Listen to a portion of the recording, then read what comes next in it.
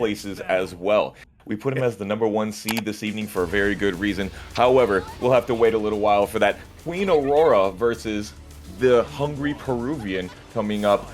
Queen Aurora no longer on the Eddie Gordo, it seems, and Hungry Peruvian on, well, the Peruvian Coffee Queen. Oh my god, nautical themed costume wear. Gotta appreciate that. Oh, oh. Nice, doesn't get in the armor. Got that Chipotle nice coin. Gotta let them know that you were able to take down the Chipotle King. Nice. Do you follow up? Let's get those plus. Oh, armor and right through. Trying to run nice. the back it early. Smash. Spin it off. Very difficult to deal with a hypnotist, but just holding back a lot of times. They don't want to show the low as often anymore now that it's -13.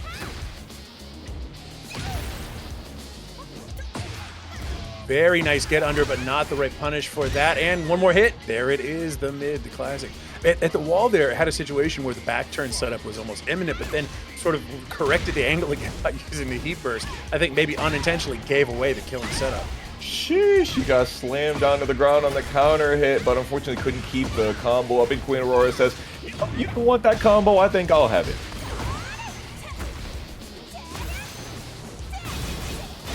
Nice, and get in there with some plus frames, and it's over. Wow, that was a strong round. Absolutely. Once Xiaoyu gets going, it can be very difficult, especially when she has you on the rocks, on the wall over here. Queen Aurora trying to do that once again and try to get a no-round brown, but Hungry Peruvian is definitely on their toes. Oh, nice step on that. I don't mind this at all. Aurora spending that heat so early every time, but you know what? Results speak for themselves. Let's see if it keeps going. Nice hit. Way to fight back. Ah, the trade. Hungry Peruvian still having heat, chooses to cancel it, and luckily is not punished for the cancel. We're dancing. Queen Aurora is now in heat. Excuse me. Oh, that's a wrap. Very nice. First round on the board for Hungry Peruvian. It's been a bit of a Xiaoyu show so far. Honestly, just clean play. Using that heat earlier. Nice. Let's get it going. All the way to the wall here on this one. She just snatched up your chest right there and just took your heart away in that counter hit. Oh, nice step, Kai. Oh my gosh. And okay, waking up here saying, wait a minute. Wait a minute. Oh, jeez, got him ducking. That one right there is a frame trap of frame traps. You got it. Down back 2, which puts you +4. The opponent's force crouch, and then the 13 frame launching mid. Queen Aurora just says, I'm gonna do it. Take my risks. Very nice, and no break on that one. Still got heat on the board. Gonna spend it here. And if you can get up off the ground, that's not gonna happen. Oh man, Hungry Peruvian saying, yeah, I see it. I see it draining. I know you're desperate to use it. You're gonna push. You're gonna push, and sure enough, they did. I've been loving the new way that Azucena players have been showing me. Every Azucena player playing differently. There's not so much of that wall running 3-2 that we used to see, and I've actually been needing to study it myself a little bit more. I picked her up just for a couple games the other day, and I've just been like, wow, she's got so much nuance to her. So I love being able to see players like Hungry Peruvian show me some things, and apparently show Queen Aurora some things out here. No, I completely agree. Anytime you have a button that's, you know, the running 3-2, the QCF4, the button that just makes you go like, wow, I guess this does everything. And then you take it away from a character, it does force people to adapt really well. And I love the way the character plays now. It's actually a lot more dynamic and interesting to see. Yeah, it's way more interactive when you're playing against the character and when you're watching the character.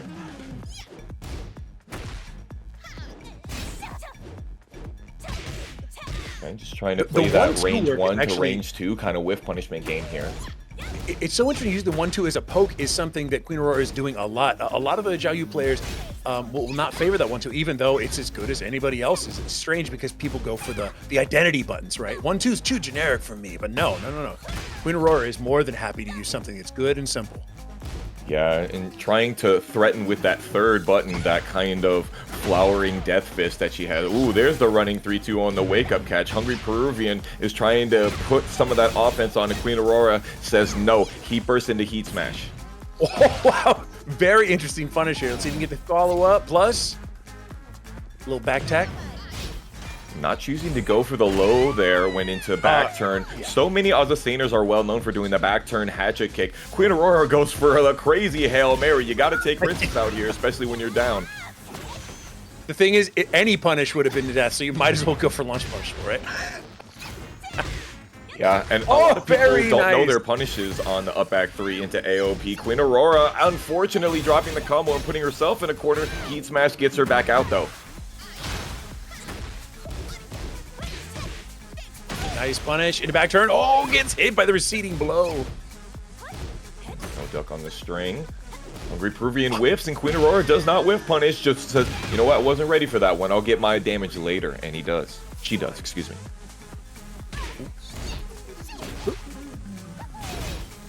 Nice, get those plus. And that actually has not been leading to a lot of results after that. Even though you can enforce some offense, Aurora's been really good of either just not doing anything risky. Just, you know what, saying, I'll respect the frames and it's gonna be okay. Yeah, Peruvian being like, I see that respect. Oh my gosh, what a death by 1,000 cuts right there. We saw no combos in that round, but still HungryPeruvian lost a life lead very quickly, but could then get this comeback right here and bring the momentum back in their favor. Whack! Oh! Oh, and the classic, oh no, misalignment into wackiness, and now we're going to do a wall, perhaps? Not quite, other side, and that misses too! What is happening? Woo! And that is a hard wall break. We have not seen one of the shatterings happen yet. We're on set point versus survival point. Shout out to my boy Just the Spirit here. Ooh, not teching by ducking that throw is dastardly. Nice save in time. Let me get out of here. Let me get out of here. Oh, jeez, the big trade, no conversion! And you're gonna get a punish on that little one, though. Nice. The down back. Right That's exactly what her HungryPeruvian needed, was to block that. And Queen Aurora finally gets a good transition into the back turn to be able to get the back turn heat smash. But, you know, we just said it earlier, you got to take risks. That was going to be a wall splat into a kill. But Queen Aurora stance is really snappy. Like, it's really, really interesting. Like, she goes that, the no action, and then she's just back to it. It's like super cool. I hope to see a little bit more Lidia play today. But right now we got Jiraiya versus Kuime coming up. Kazama versus Hwoarang. A couple of characters that are well known for being able to run offense very well with their stances, especially coming out of their jab strings. And already we see Kuime being able to put Jiraiya up against that wall. But a great sidestep here gets her out. Whoa! Whoa, okay. 3D games, guys. Whoa. Nice, and no break for the kill. Yeah, Kuime just started that one break, tried to say, hey, can you break my one throw? Ooh, and Jiraiya using their string to be able to say, are you going to sidestep this? Are you going to jab in the middle of this string? They both are kind of doing their little knowledge checks, but oh, can you see by the dawn's early light how you got counter hit? Lord. Oh man, and one of the best buttons in the game, bar none. Female can-cans are something to behold. You cannot just do anything when you've got that button waiting in the wings. The range startup and the low counter hits guaranteed into the chunky combo. Kuime trying to use their heat, but Jiraiya just saying, I'm gonna sidestep and say no. Wow. Let me just hop at you for a second. All right, coming in. Nice to float. No combo after it, though. No punish. And there it goes yet again. Going to wall and get the kill if you want it. Oh, no. Just slightly misaligned on that one. The distance was just enough to throw him off. You hate to see it. I think that was a lot of damage from the wall standing 3. I know Kuime was in rage, but it was like 30 damage just from the wall standing 3. And then, of course, the guaranteed follow-up afterwards. Sheesh, that's a guaranteed knockdown from the counter. Oh, my God. Do something. Oh, no. You're just lucky that the floor didn't burst on you, even though I put my foot into your head into the floor. Kuime was able to keep it tight, keep it together, and use those small buttons on Hwoarang to move forward in that round. And he's got some pretty stylish colors of that gi. I think Hwoarang players are all in Icon in International Taekwondo Federation style, they're described as dobuks, not gis, and that's the style that Hwoarang is designed after. Even his motion capture from Tekken 3 was one of the most highly decorated forms champions of all time, Hwang Soo-il. And I think a lot of Hwoarang players are very much like, we run the gi, and that's what we do. Some people are motorcycle Hwoarang players, but most of them, I feel like they're really traditional about it. They like to see the dobok. And they're not wrong. Man, the wall standing 4-4s have actually been really strong. Sensing those out just for the small punish into frames, it's just been working. I really like when people take for sure punishes over bets. Like, I don't know if this is going to work, so I'm just going to go for the small one. I actually respect that a lot. Something's better than nothing. Oh no, pushes his button in the middle of that. You gotta know Allah is going to do that. Yeah, that was unfortunate because they did get the block on the low, but it was a down jab. Ooh, one of the funnest grabs in the game, the jackknife. I love. Hwoarang has some of the coolest throws. I love it. And even since the early days, you know, I love the one with the unblockable sparks. That one just feels really brutal. With the key first, and Jiraiya tries and presses sidestep button, and that counter hit down back 4 said, I knew you was gonna do that, and I'm punishing you for it. I mean, a very strong round. Again, you hate to see when you miss a wall combo by a few microns, right? You're just like, oh man, come on, I thought I was gonna get to the wall, or it happened too soon. Oof. You go all the way? Oh no, you had a whole extra thing there. Dropping up 5 or 6 damage off that one. Nice, good duck under, and you stepped, yes! So glad that the heat burst is now steppable, adding that extra layer to the ability to get away from the heat burst, but Kuime does yet another be able to punch parry the options that aren't the high and then duck the other one and be able to not have to hold that mix. Neither here nor there though. No, wait, never mind. This might actually be valid information for this mix. Let's go. All and right, Victor so does let's see have if they a can punch put parry. some of this into practice. Nice, and as you said, just pulling out of the stance, not willing to do anything, just going for the damage. Oh, no duck there. Good break. Araragi is known for their Reina play, if I'm not mistaken, but switching over to Lidia, a lot of people have done that. Try to figure out the new character. Ooh, Striking Wolf stance 1, but unfortunately didn't get the follow-up. I do know some players go for the 4-4-3 because it has a slightly more generous hitbox, but still you give up damage, so you don't want to do it every time. Nice, good finish with the down 4.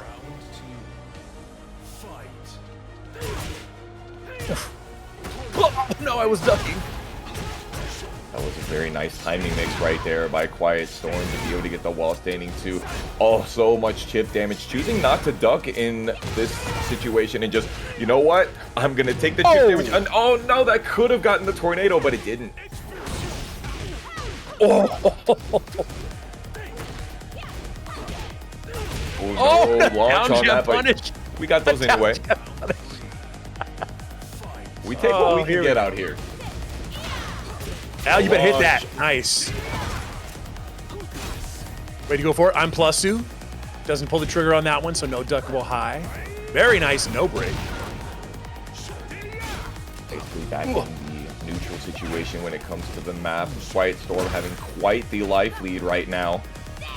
There's the break. Oh, no, we're armoring through that. Well, again, the horse 4. Ah, no punish on that one. That can be really tough because you're thinking about the mix more than the punish. And you're just glad that you didn't get destroyed by it. Gotta launch that button, but you know what? While standing 4, we'll get the kill anyway, so we take those. Hey, kill punish, we call that.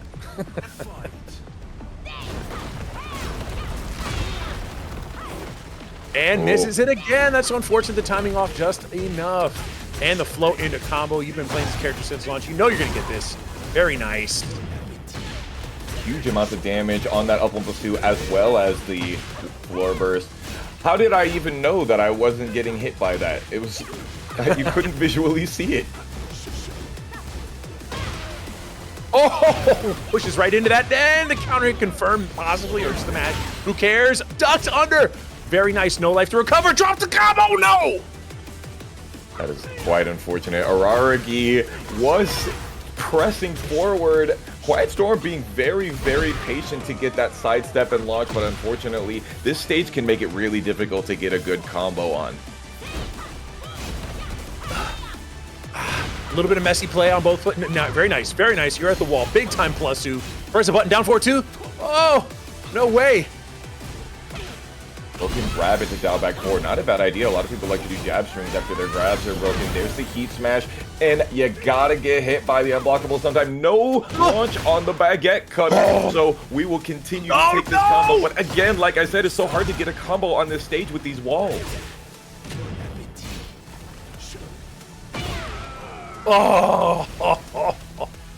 Araragi putting it away in that first one. A very big scramble. Lots of sidewalls, lots of drop combos, lots of things coming too early. You know what? Hey, sometimes you just got to put in the effort and you can make it even in those messy games. We'll see if Quiet Storm has anything in the next one. Araragi using one of the best tools that Lidia has, the back one, also known as Stalwart Governance in the move list out here. It's pretty linear, 18 frames startup, +2 on block though, and in those final interaction moments, plus anything is exactly what you need, and it's a heat engager as well, should you end up needing it and have heat. Yeah, it's just like you were saying, when it comes down to having no life left, even the most ticky tags of hit will put it away, so a +1, a +2 can be a lot more impactful when you're down the wire like that. That's right from Araragi to be able to get in control here, and there's the -11 power crush. I personally think that it should be a little bit more minus, but you know, neither here nor there right now. Already 2 stacks of heaven and earth 15 seconds into the game, Kai. Oh my goodness, and we're going to start strong here in round 2, the heaven and earth damage booster. Oh wow, very interesting decision here, neutral. +2, +2. Nice step. Man, Horse 4 has not actually been working a lot. Araragi's got to stop leaning on that. Quiet Storm has actually been getting a lot of mileage out of the EI stance here. Araragi trying to play back a little bit, but Quiet Storm is just trying to press forward, trying to get that kill. That was, honestly, whether it was that or the heat smash was really good. Getting enough chip to make one of those two things kill. So smart. Ooh, almost got the counter hit right there. Really fishing. That's 3 lows in a row, and Araragi does not bite. 3 Yikes! Good God, Kai! And there we go. It's so rough. That sucks to be at the wall in that situation when, you know, 1+2 will kill you. It really hurts because there's nothing you can do. You just got to guess between that high and the mid. Quiet Storm choosing to challenge. Oh, very nice. That nice. is a Not quite launch the punish. punishable string right after that, but still gets something. Pow, duck finally happening. Araragi, very nice, picking up on the favor of that move. Ooh, Quiet Storm catching the sidestep button with that homing low counter hit tool. Nice. Just dashing in the face in stance and says a mid'll do it. +7 and says, you know what? Heat burst. Let's run it. Already uses the heat dash to try to push Araragi to the wall, but Araragi gets the counter hit forward 2 and is already deleted half of Quiet Storm's health. And there it is. We love that. We love that around these parts. Oh, nice way to get through it. No heat on the board for either one, but we're going to be just about even here after the life regain. If you get 13 health after the Rage Art right there, I really respect this Rage Art situation that Quiet Storm put Araragi in. And again, the down back 4, that low. It really was the lows that was getting Araragi killed in that last game. Absolutely just repeatedly stabbing in the ankle. That hurt so much. Araragi not willing to get hit by any mids. But unfortunately, you know, 1,000 cuts to the feet equal defeat just the same. Very smart to keep leaning on that, especially when Araragi was so tentative about ducking. And Quiet Storm showed a lot of predisposition to being, I'm going to do this mid that will pop you up on the wall and take ridiculous amounts of life from you, this pillar of electricity and sparks. I'm going to do that a lot. And so when the lows started coming more, Araragi had to adapt. Oh my goodness, and the down back four, the extreme range on that move, plus counter hit launcher, only negative of course being that launch punishability, but still, if you're not gonna duck, launch punishable doesn't mean anything. Great punish right there. This is Araragi's opportunity to bring it back. Goes for Heat Burst, cancels, and Quiet Storm cancels as well, but the up 1+2 says, I do not think that you had any idea whose turn it was. Let me show you. No punish on these blocked horse. To the step, I'm practically behind you. Nothing personal, kid. Ooh. Honestly, that was your best case scenario there because of the back turn wall splat. You very rarely get anything off of that. So to get a wall burst is like, yo, let's go. Very good punish. Laying into him. Plus again. The trade for the benefit of Quiet Storm, just one round away from closing this one out. Very good use of the sidestep button by Quiet Storm. Araragi is blocking very well, and Quiet Storm waiting for the last hit of the political storm, not punishing the -13 knee, but you know, you don't want to get hit by that very last hit. It is a heat engage. Ooh, finally out of range for that down back 4 not to land, but nice, the down back 3 working. Doing it again! Don't do it again. Nice. Big throw, gonna do a lot of work. Neither character has used their heat. There's Quiet Storm running it, and the sidewalk gets exactly what Araragi needs with the stalwart governance. Tries to press forward, and the lame duck, the down 2, doing that work. Staying alive in this one. Araragi does need to be a little bit better about sniffing out those lows and or just stop providing so much passiveness to let the lows sneak in. Excellent. Do it again. Loving that sequence. Use the heat strongly. Gets under it for the launch. Punish the sidewall's going to ruin this one though.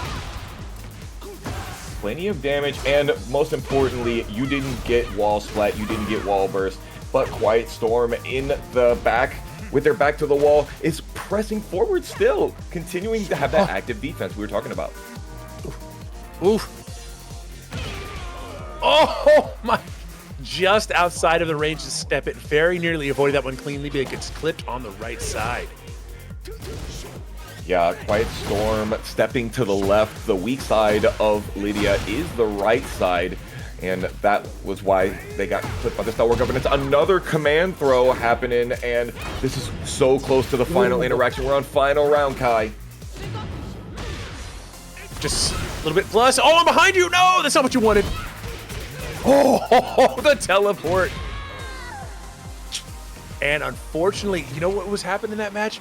It was really interesting to see that Quiet Storm was able to just advantage situation. Right. But you can create situations where the advantage is not there because people really aren't trying to press a ton of buttons. But we saw a couple get up kicks, a couple rolls into nothing, and all of it really just gave the defensive momentum back to Quiet Storm. So yeah, it was really, really strong play. I'm really happy to see that. Let's see how this one goes though. We've got our Asuka versus Azucena. SpectralSpider with the dope custom here. I'm loving it. Attakon going for the classic Asuka Kazama, trying to go for some Sabaki, and then they both try to do the power crushing heat engagers, but SpectralSpider's wins out. Big time plusu. Let's go. And you couldn't block forever. That's the truism of all fighting games. You can block again, but you can't block forever. Good duck. Be able to put some buttons on the board and get some health off of me. She just dances with her back to you.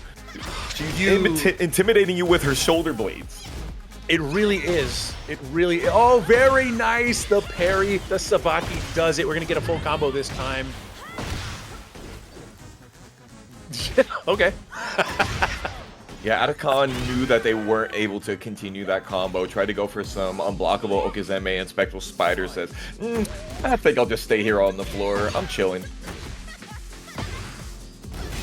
Yeah, the intimidation factor is real. Attakon just not feel comfortable doing anything. That's a wrap. Spider gets a 15-second perfect to close out this first game of this set. And that's two very strong Azucenas that we've seen so far. Got a destruction rank, and we can see how they got there. Man, if anybody needs coffee, it's Attakon. You need to wake up, and you got to get a little bit better about challenging some of these situations. You know, you have the benefit of a down forward 2 that is something you can just kind of toss out there at the extreme close ranges that we're seeing here. You're so close that a down forward 2 is not a bad thing to toss out there, right? What's the worst that could happen? Hell, maybe you get stepped, but you're kind of not getting anything anyway, so you got to sort of shut down that offensive momentum. Right now, you're just kind of getting danced on a little bit. You've got to stop and make them actually play you. You got to provide that level, exactly that level 1 response. Yeah, and we saw some attempts at a Sabaki earlier, but I think that Attakon just had a rough time being able to get up off the ground in general. Ooh, this is a pretty. I'm not gonna front. This is a pretty good custom. Yeah, I feel like there's some synergy. There's some artistic integrity in this. High-level fashion teching we got out here. Oh, nice step. The block for nothing, and we're going to duck that. We're going to launch you. So sorry. Oh, they weren't able to get the tornado on that last one, but they do get that. That's 2 perfects in a row right there. Attakon needs to adapt.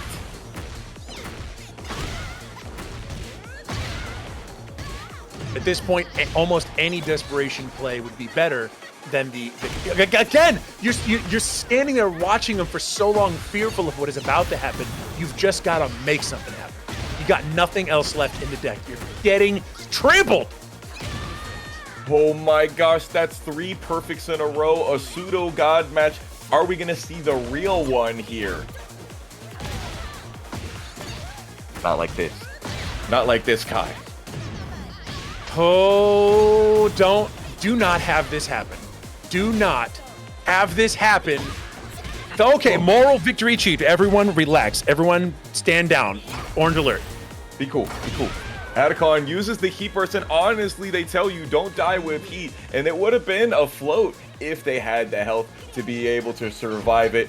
Liquid on the Kazuya finish show us that Mishima master that he is. Man, and you know what? It's so funny. This is completely unscientific. I've noticed a lot of people starting to get towards Tekken King and are at that point in like their tech experience have block up as like one of their top stats. Because like that's how you're getting that point. Unfortunately, when you talk about really strong offense in this game, block up can get you eaten up. And I speak from experience. I'm a block up player, and I can sometimes find myself not getting opportunities when I should be. Almost stepping with the final hit and landing. Nice in the back turn for the finish. Yeah, Kazuya players have that weakness where just about everybody knows if you want to step versus this character, you step to the left. And Genghis getting a lot of mileage on that and getting some mileage on this back Kempo launcher, but unfortunately not being able to finish it.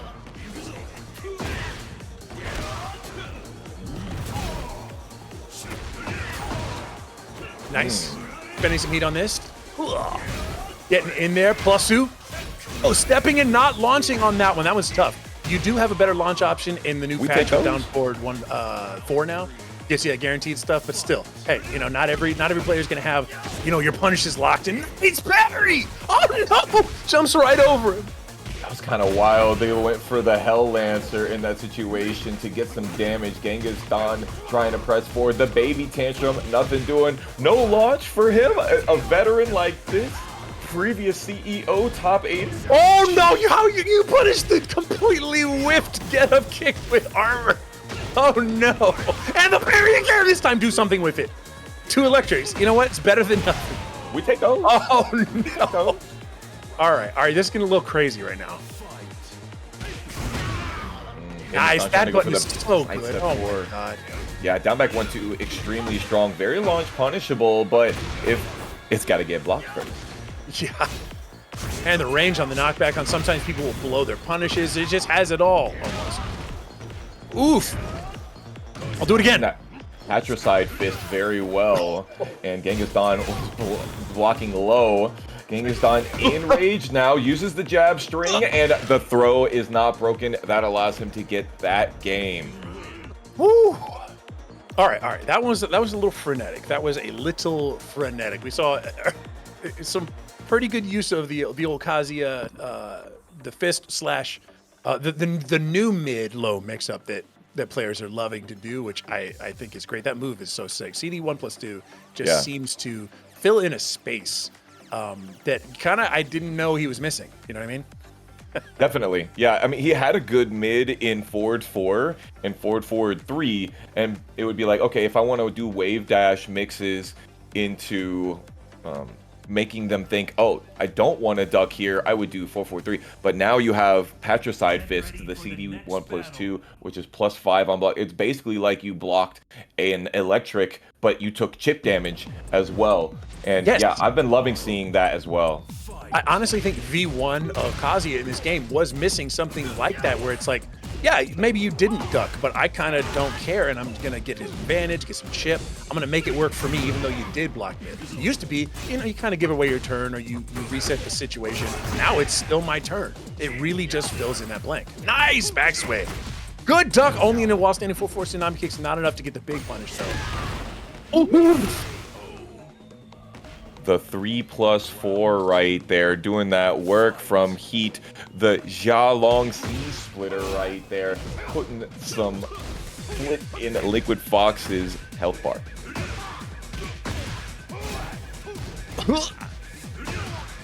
Oh, nice, not counter hit though. Get in there on the toesies. No armor. Genghis Don really wants this counter hit right there. He almost had it really before 2-1-2, and he's just using those small buckets. This is the character that plays some of the best small Tekken in the entire game and always has. Nice punish.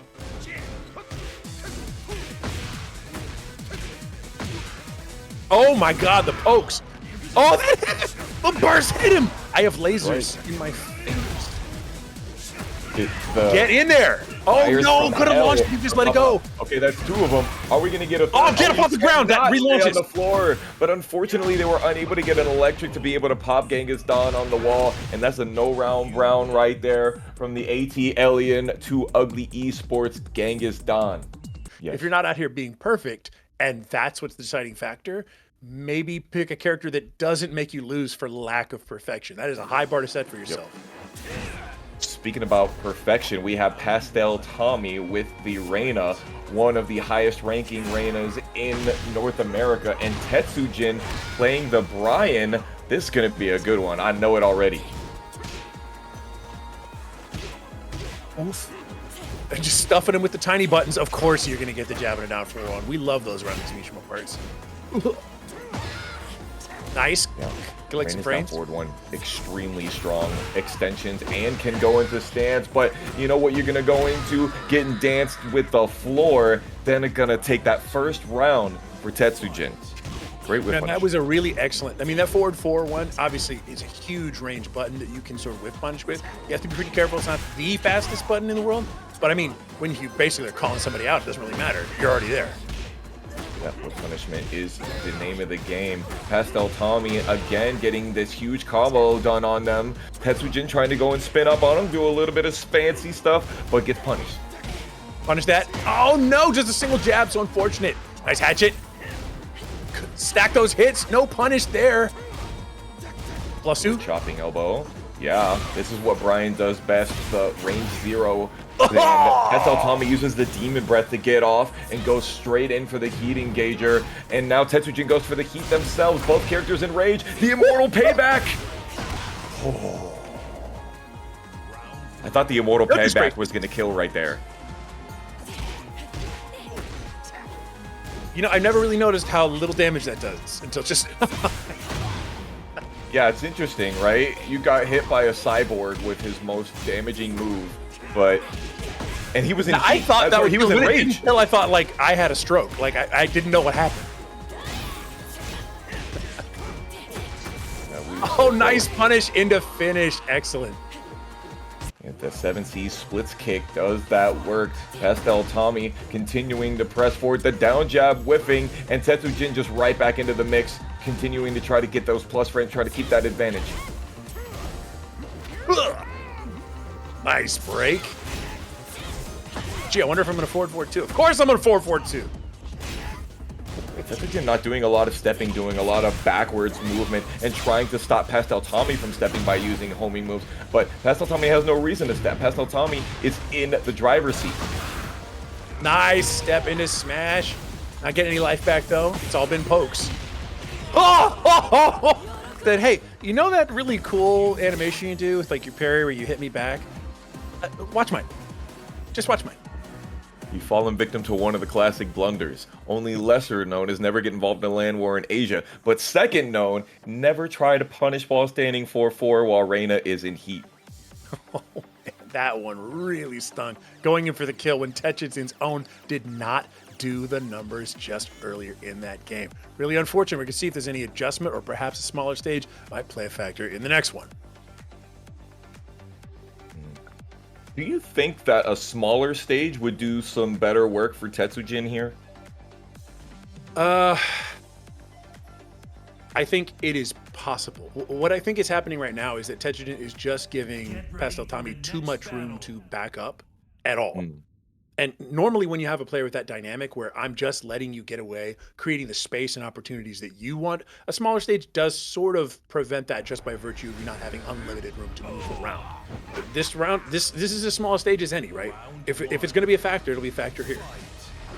And as Bryan, if you have those taunts, you definitely want a wall to be at your opponent's back, because taunt back 4 can really make your opponent start being more active with their defense, and you can help them make more mistakes. Pastel Tommy not making any mistakes on this offense though, and just pressing forward with the down forward one so well. Oh, God kick. Nice, get some life back. We're back in there. Whoa. Spends the install. Let me get some +5. Oh, let me kick you. Ooh, that's what we're talking about here. We got those. Tetsujin finish off with the machine gun punches. Yes, you will. That's exactly what we were talking about just a second ago, Kai. Oh my God. The Ramjets have engaged, and we saw a beautiful setup there in the corner. You're just going to stand there. I don't mind. I don't mind. You can't block this. Nice. And the launch, we're going to the wall. Let's see what setups you've got. Ooh, that was a lot of damage for Pastel Tommy, even though they had the sidewall there. Tetsujin uses the 2-3 to be able to get off of them, get off the wall, and is trying to bait out this orbital heal low crush, but Pastel Tommy not letting it happen. Oof! Get up. That electric war god kick there is guaranteed after that throw. Pastel Tommy is on the execution game. Very nice, and you're at the wall now. Gots to be careful. Blows the wall combo, now you're in the corner. You hate to see it. Get up off the ground. Tragic double hell sweep. Pastel Tommy going for the hell axle. No and break, no wall. broken. And just like that, it's over. That round was so fast. Pastel Tommy definitely using the characters that allows you to just press and press forward with that pressure. No launch on that while standing 3+4, but that's okay. Tetsujin still pressing forward. You do not want to eat the throw in this situation. Be very careful with that. Oh, jeez.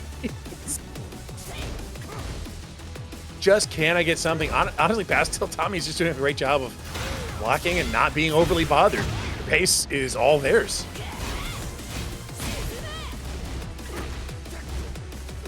Trying to fight their way out using the jab string, going very well, but Pastel is just continuing to be like, no, my buttons are going to press you backwards towards this wall. Down forward 1-2, and almost gets the kill. Just enough to reach out and kerplow. You could get to the wall. You could get to the wall and Rager. Oh no! That's such a consistent wall combo too, even if you're so far from the wall, but it was just out of range. Needed to dash up a little bit further to be able to get the 1+2-1 to press them into that wall and get that already qualified for the top 48. Dapper, Jesandy, JoeCrush, and DivineExorcist. So you can bet we're going to see a little bit more of that. We're going to keep you updated in that time. But we got our homie Joonya 20Z. He was on the Lidia a week or so ago, but is back on who I think me and Spirit were talking about is like, this is your character, the Reina. Oh my goodness, leading off with the most powerful electrics. Oh my god, plus! I'm so plus! Just wake up. Everybody wake up. Oh, nice down jab to get in there, and this time I'm throwing you back in the corner. Get in your home. You too good for your home. Oh man, Joonya fighting back out. You're too good for your home. Get out of here. Oh my gosh. HeyBroken out here. No stranger to the top 8 of TNS. Very, very strong Claudio player. But you know who else is a strong Claudio player? Junior 20Z's brother, Shadow 20Z. And you can clearly see that he is very strong in this and just continues to press forward, goes for the power crush, doesn't even absorb anything. But as soon as HeyBroken thought, maybe they're going to choose to not go forward because they saw the whiff, Junior was like, nope, still my turn. Let's get it. Holy smokes, Joonya going crazy. How much damage? Oh my goodness gracious me. A lot. And already in Starburst, already in heat. Tries to go for the Starburst Shoryuken, but nothing doing. Joonya does get the wall tornado into the highest damage wall combo. Beautiful. I love that wall finisher. It's really stylish. Oh my goodness, the whip punish forward 4-2, the fastest gun in the West. Plus 5, what do you do now? That is would be a wrap. Yo, parry. I like the low parry right there. Junior 20Z trying to press that last moment. No, didn't get a knockdown punish or a 4-3 to be able to get the wall splat. Oh, wrap. Joonya closing it out. No round. A little bit of a fight back there in the last round from HeyBroken, but not enough by a wide margin. Man, just maximum speed Reina play. Extreme aggression from the earliest outset, never really let up. Yeah, really, honestly, when that power crush was blocked was HeyBroken's greatest opportunity to be able to maximize, but unfortunately didn't have it. Now, there's multiple hits that the power crush could be punished by, right? You could have done the second hit, but when you're at this high level of play, I hear people say that people in this high level of play, not to say that I am that guy, you can be able to do one of your smaller punishes, the first hit being -14, the second hit being -15, and if you see just the first hit come out, you do have the ability to get that punish on the first one if you're sharp enough. And we're talking about some very sharp players here already. And we're here on the arena, very small stage. I think this is going to really do well for HeyBroken. One of the things that's come into play here is the fact that Joonya is obviously not going to be a stranger to the plugin, right? So it's not in HeyBroken's favor, just the sort of personal knowledge matchup. Big whip punish right there. And that's a lot of work. Oh my goodness! Punishes the duckable, launchable with a jump. Godlike strategies. I wouldn't have thought to do that. I'm just messing. Obviously an input there. Junior 20Z does get this great wall combo yet again with a honeybee stinger down forward 2. Oh, the Mortal Kombat kick! You never see that! I did not know that you could connect those. That's got to be some high execution stuff because it was a 4-4-2 link. Bro, if we're doing the MK crouching kick, we're styling. War God kick is to flip over. No launch punish on the Hell Sweep is a missed opportunity, but HeyBroken is trying to continue that wall pressure. Doesn't get it. Nothing on the whiffed heat burst, but finally gets that Sky Slash Nova, the hop kick, and HeyBroken is going to get themselves some opportunity to continue this momentum with a slam dunk. Lasso. Oh man, just eats the high. Tries to challenge, but 1-1-2 gonna do it. And the Electric Wind God Fist already putting 50% into HeyBroken's. Oh my god! Oh no, he could have got the wall splat there, Kai. Oh man, the punish is there, but the sidewall is gonna make this one a little bit less painful than it would have otherwise. Nice. DP, excellent. Oh, ducks under it, no punish. Running out of heat, it's gone. Oh no. Definitely got a lot of mileage off of it. Oh, that was almost a whiff punish on both of their parts. And there it is, a backdash before this to be able to make sure that the wall distance gives them enough room to get the final damage points on the board. Joonya 20Z gets that one with the no round Brown versus Hey defense so well. Yes, we got it, Kai. We're have in there. the Just Frame James. Smokey the Bear, only you can prevent forest fires versus Footsies. Ooh. Pow, pow, slam, pop. Uh-oh, the unscaled? The unscaled. Oh, the setup! Oh, get off the ground! You can't get up on the ground. All right, we're on. Trying to steal oh, no damage right there. The long frame heat smash. No back three to be able to punish the sit stance load, but Footsies is still standing up for now. Rolling around, checking out the salmon. Hey, you doing all right? You seem like you're having trouble. Uh-oh. Plus two. Oh, man, this is doable. This is doable! Let's go, Kai. Footsies very well baited the unique get-up opportunities of the bear. When bears are face down, feet away, they love to use that low, and they think that you don't know that they love to use that low. But Just Frame James got caught being a little bit greedy. Yeah, get a little too wacky flopping around like that. Needs to watch it and just start to enforce some real stuff. Nice, the 2-1. Gotta love that move. Pow! Gotta be careful. Get out of there. Ducky? No break! Yeah, the one throw. One of the coolest throws. I love that one. That's the one you were talking about earlier, right, guys? Ooh, get off the ground. Or don't, I don't care. Very nice and no break. That's not quite it. Man, oh man. Footsy's really doing a good job not letting the composure break. Very strong play. Plusu again. Nice! That with the evasive move. Oh my no god. launch right there. That's okay though. Just Frame James uses the heat burst. Footsie's right back. And Footsie's just continuing that pressure. But the electric bear got this. Ooh! Salmon is a slamming. Put him right in the corner. Finishes off that one and stays alive in this game. Just Frame James choosing not to go with the entire G-Clef cannon. He's just doing his lower risk jab interruptions. Try to get that data. Plusu again! Get off me. I demand to be set free. Oh, no follow-up. Getting a little bit wacky there.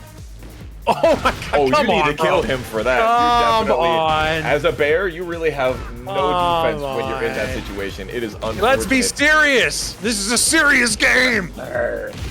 I'm seriously eating you up out here. Arr. And he could have got guaranteed down 1+2 at the end of that as well. Careful pokes. Back 1-2. Ha! Watch it. Oh, nice. Gets the toes. Fighting back with some armor. Nice. The break is there. We are punishing. Oh, ducking again. Oh, no way. Footsies takes it over Just Frame James in that first game. You think it was a little bit too much playing with your food there, Kai?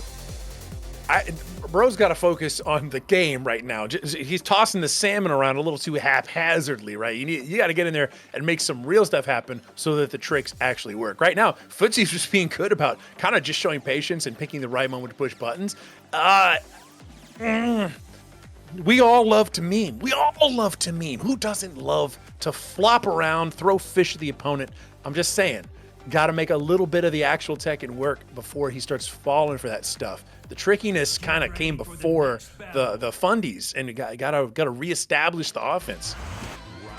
Just Frame James understands something that all Yoshimitsu players understand. It's not about winning. It's about winning while having fun and making your opponent looking dumb.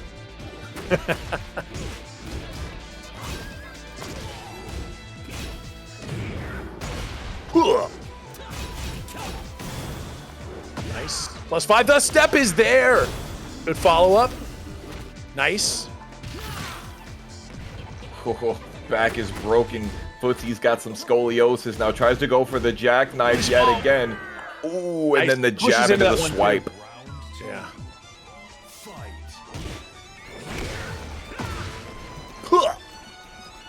See some bloody roar talk out here in the chat. Speaking of bloody roar, you are certainly getting roared on, and it is getting bloody out here.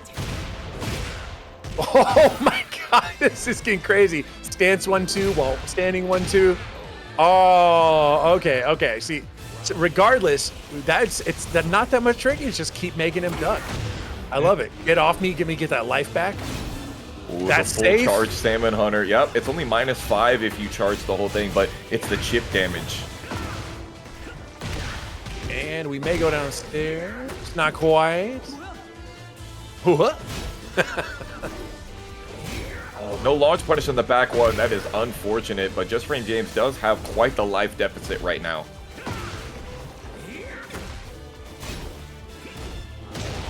Nice, the evasive button baited out. He's been hitting it all day. Oh my goodness gracious! Another one! Doesn't get the stone head. Does get the swipe right there, and the running 1+2 very quickly brings Just Frame James back into the tied game count here. What do you think changed up in that last game to be able to put footsies in the back seat?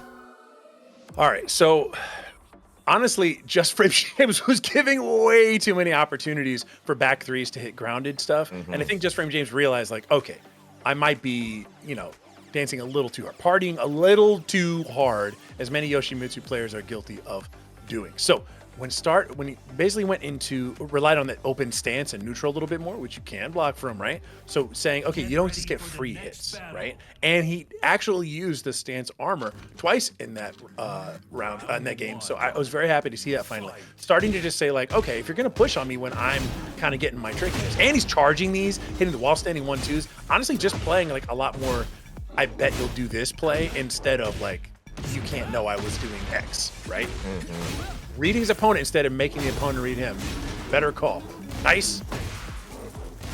Very difficult mix to be able to deal with here, and you have to get the roll. Nice. That's a great punish right there. We take those. Oh, man, he's got hit by that multiple times, the 1-2. Footsies is just pushing into that a bunch of times. It's very odd. Yeah, it is really difficult to expect it to after every single jab. Just Frame James hasn't really been doing it all the time. He's been making jabs part of his game plan. That's the only thing that you can get afterwards. It's really weird. It's like, oh, couldn't you get more? And the bear hop kick is very, very intricate. We can talk more about that later if we get the ability to. Oh, man, what a whiff punish. Excelente. And we're all doing wall. Pow, pow. Get up. Oh, and the punish is there. We've got a little bit of heat to do something with. The guaranteed sit low afterwards. Just Frame James trying to press the advantage. And presses jab twice. That was a great opportunity to rage art there because just like you said, Kai, he was pressing a lot of those jab strings. Uh-oh, and we're looking for the one touch. Oh my goodness, and again, spacing him out. Footsies is doing a much better job not running into things from a distance, right? Letting that big range that Kuime has not equal so many bad results. Collect some plus again, stepping that, not quite. Dang, he even did sidestep into Flamingo, which as you know, is like way more evasive, and it still couldn't evade it. Ooh, man, just have to take that one. Ooh. He's punishing back one with highs. Be very, very careful doing that. Oh.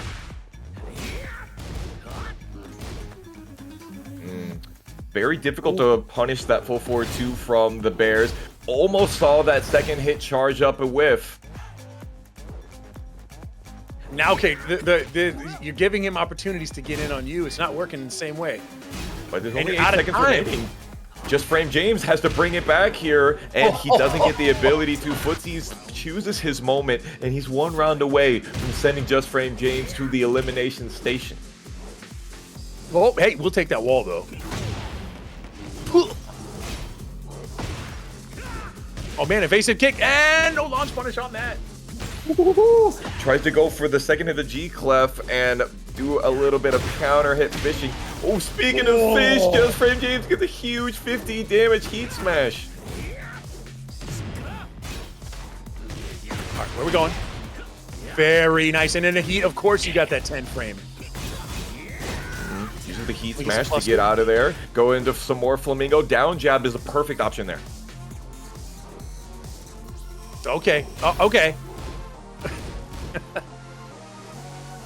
Footsies is definitely trying to play the whiff punishment game in this situation, and Just Frame Games is being very careful not to do any of that whiffing. Very nice. Again, using the back three to hit off grounded is now something Just Frame Games is sensing out and trying to say, try it. Just try to hit me. Try to hit me. I dare you. Yeah, extremely launch punishable back three, which Footsies is more than willing to show quite often. And there's the heat starting up for both characters. Just Frame James has his back to the corner, and we are straight DVD icon territory. Uh-oh.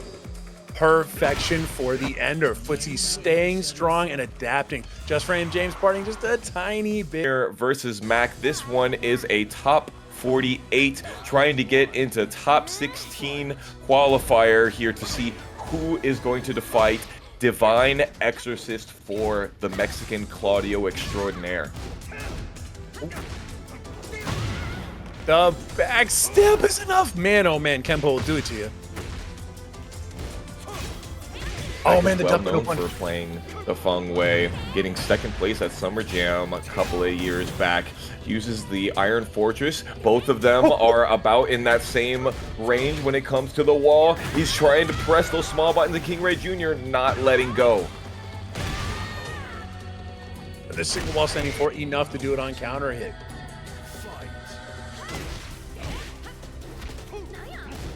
And the break is there. Nice. KingReyJr trying to press a lot of those different buttons, and one of the best buttons that Feng has, the forward 4, and a great wall spacing as well for Mac. Ooh, right in solar plexus. KingReyJr finally gets Nice a good wall combo here. Very, very good. We know KingReyJr is always going to get that good wall split. That's what separates the high-level players to the intermediates. He's literally like, you know what? I don't care. What? You do a lot of dancing over there, yeah. I'm not gonna chase you. I'll wait. It's fine. It's fine. If Mac wasn't crouching because of the down back 3 recovery, he would have got the kill. Oh, couldn't pick up from the 3-ring circuits. 10 seconds remaining. Mac has got to do something here. Smash coming. Oh, no. Oh, what? No way.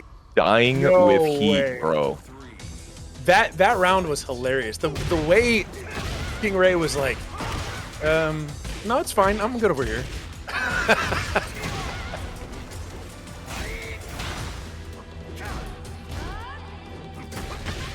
Ooh, another full crunch down forward 4-1.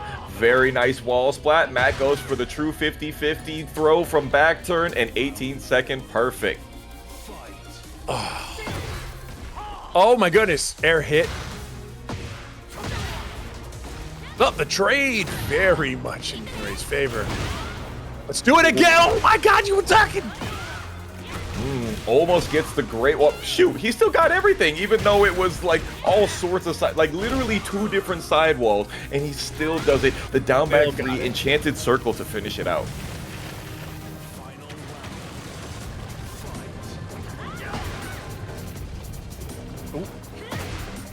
Oh man, the back 3, what a button. That dragon wheel kick is spitting that hot fire out here. Mac getting the sidestep 1+2. Nothing doing though. Ooh, big counter hit. Below. Backing it off. Nice. The follow-up. And we're Naniwad. Yeah, we got that gusto coming out here. The can. Mac pressing those small buttons that Feng is so good for, but tries to jump and gets floated by the keep out jab. Great work for KingReyJr. That's beautiful. Oh, he's way too far away. Luckily, Mac wasn't able to punish. I think that's what KingReyJr was trying to do. He was trying to bait him a little bit. 5 seconds remaining. Ooh. You didn't need to do that, bro. He's 18 years old. You can be a little toxic at this age, especially when you're a 7-time TNS champion. Man, oh man, a very close one and a lot of low timer counts on these rounds. Yeah, we saw 2 of them go to very last second, very last interaction possible. KingReyJr. is not worried about Mac's offense at all. He's not worried about the down back 3. He's not worried about sidestep 4. Mac hasn't shown the sidestep 4 yet. He's been showing a lot of those good lows, full crouch down forward 4 and down back 3, but nothing like absolutely making KingReyJr. deal with it. Yeah, I mean, it's kind of the opposite of some of the matches we've seen earlier where the lows are chopping people down. Right. In this case, the lows are not enough to make KingRey afraid. Oh man, but the counter hit confirms are very strong every time. Nice. Yeah, those 2 hit strings that allow you to counter hit into the 3rd. Very nice. Ooh, the punch Sabaki doing that work. Mac getting sent over to this wall on the beach. Ooh, man, you're going to have to get sand out of your robe. That's going to take a while, man. Ugh.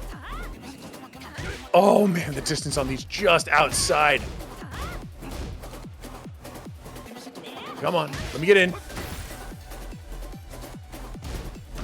KingReyJr. feeling a little bit more likely to interrupt that 4-2-1 afterwards. Just runs the heat smash at range 4. Mac gets that extra 1-2 into the back 1+2. Honestly, I think you're so plus after 1-2 that you couldn't have been able to not block that. Excuse me. Oh man, excellent punish on that, but then misses it. No big action on the backside though. The Sabaki not enough to convert with that trade. Very nice. Yeah, the up 4-3 counter hit, one of the best whiffable buttons in the game. It has the same recovery as an Electric Wind Godfist. Very difficult to deal with. And counter hit launch, sheesh, strong. Nice, the button's flying. Jeez. Hey, let me get this safe launcher in. There's the exploding dagger, man, look at that life 4-4-2. now. He just immediately does the heat dash to be able to press on. Really, really strong. Max showing the adaptation here. He has the ability to get this no round brown. Forward 4 yet again does that work, just like we saw in game 1, Kai.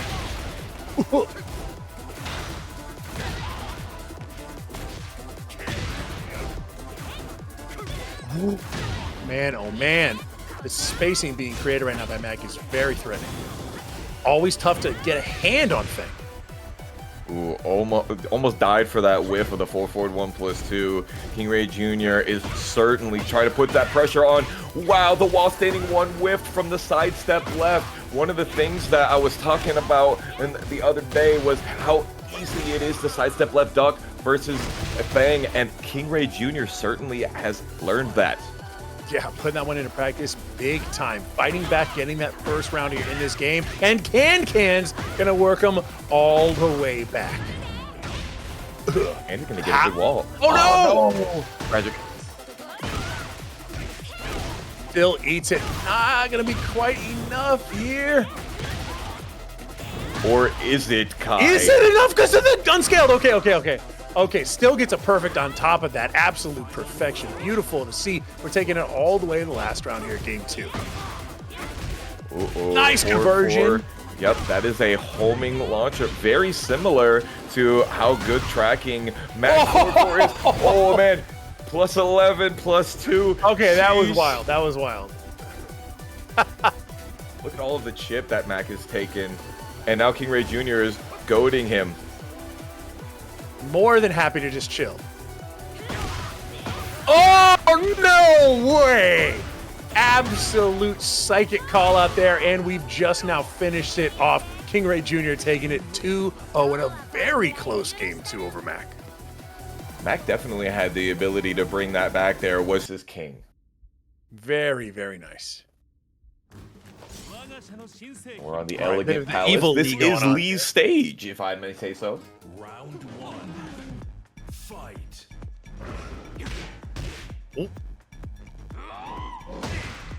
Oh man, that hurts when like you thought you had great distance and then 4-4 neutral 2 just smashes you. Oh no, no, please. It feels Oh, like no, that when you get please hit no. by that move. You're like, oh god, all the sparks, and it goes to slow-mo on you. Jesandy getting hit by 4 hits of the infinite kicks. Yowza, that's a lot of damage. Ooh, this is a lot of long-range 50-50 that Epic Wave is doing a lot of work with. Ooh.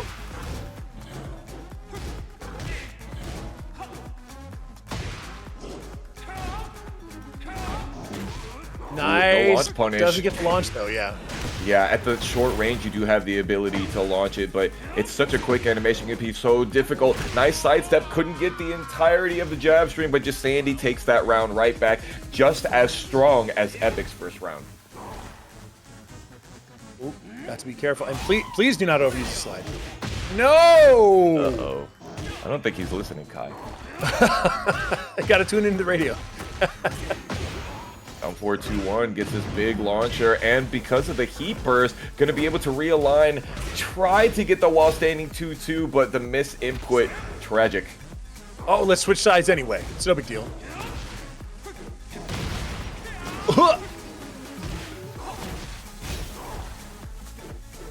Epic uses Okay. a lot of the down Okay. to try and counter hit. Nice tomahawk throw. Doing that work. Tried to go for the immediate instant Shining Wizard. Epic not gonna be getting hit by it, but does get hit by those small pokes afterwards. Nice. Excellent punish. Man, oh man. That just frame acid rain, that's one of the strongest 10 frame punishes in the game. Jesandy goes for the brawler kick, maybe can get another. Yeah, that's a double wall break on one interaction. Let's go. Not quite close enough. Just out of range to make that work. Good effort on that one. Oh my goodness gracious. Penance of the gods indeed. The skyscrapers see you later.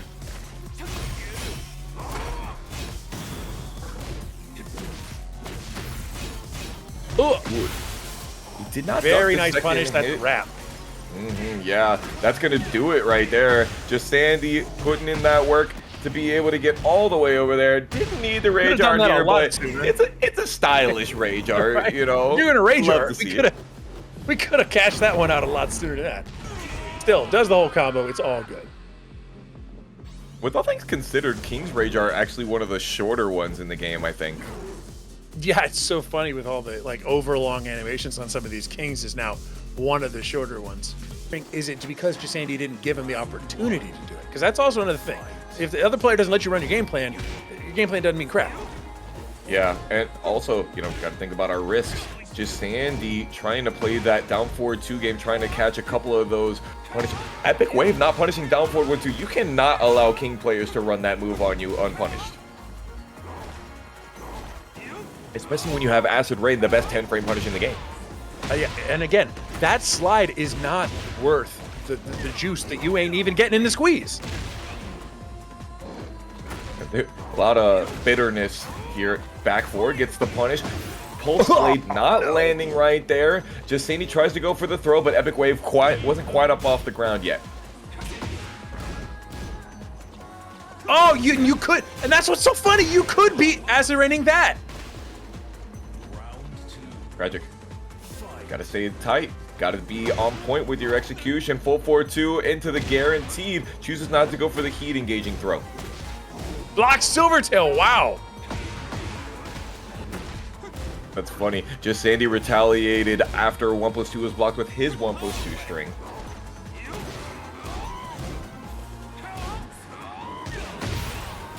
Man, oh man, and Jesandy just happens to know where it is. And again, that is just not doing it. The reward you get is a couple of plus frames into something that's not even guaranteed, right? Even on counter hit, the best you can get is maybe a Silvertail, or if you're really fast, maybe like a Blazing Kick if you're in the corner, stuff like that. The reward for that is not enough. You've got to stop leaning on that so much against somebody who will block it from a distance. Jesandy has been really good on his duck timing at that long range. Try to catch Epic Wave. Epic did get a lot of mileage from the wall standing 3-3 earlier against Jesandy's armor. Oh man, like 2 more frames and that throw would have got you. There's the But back 3-3. Jesandy getting thrown out of that round himself. All right, and there's the pickup. That's the first counter hit on that move. Very nice. And the combo's all the way there. Ow. He's got so much. Nice! He chooses to Excellent use launch. it. This could be a Great wall ball. if you have the right combo, Kai. Ugh. Oh, gets right out of it. And there's the full. That was so funny. It's like when he only needs 10 HP, then he does the full crush fix. Sandy has lots of gray life left in that cigarette, but unfortunately, Epic just completely extinguishes the rest of the life bar. Set point versus survival point. Nice break. Back 3-3. There it is again. I love that setup, and the down 4 can't be stepped by normal characters. Excellent. No pickup on the 4-4-4. That one's not easy, and the timing can be a little tricky. Yeah, and he was a bit off axis as well. Jesandy is challenging here. Oh. Epic tries to go with the 4-4-3 to be able to get a heat dash, but because of the armor, wasn't able to. Big time. Ooh. Rage. Just needs the tornado here. Doesn't even want to use it. Great option. We're going to get a game 3 here, Kai. Epic really pulled it out. And ironically enough, one of my favorite moves from Elite, back 3-3. Yes, it is risky, but the thing is, when you're talking about those lows, a slide, it's slow, and at a distance, you know it's coming. Back 3-3 is no less punishable, but it is a lot faster, and the advantage is even better. So you got a back 3-3, forward, back 3-3, forward, down forward 4, and they were all there. The step couldn't happen. I love that sequence. It's that kind of like really compact play that's now starting to incorporate all the moves that you think you would see. Now here is where it gets interesting. Epic has shown the willingness to use those kind of moves, which means point blank high speed lows are now in play. Not just the down 3, not just the down 3, but something that keeps you standing and pressured on a stage where wall carry is going to be much, much more in Epic's favor. Let's see if Jesandy is any more gun shy about this. Nice! The counter hit on the second hit of that 4-3 finally landing. Back 3-3 again and a down 4. Oh man, this is the Lee I know.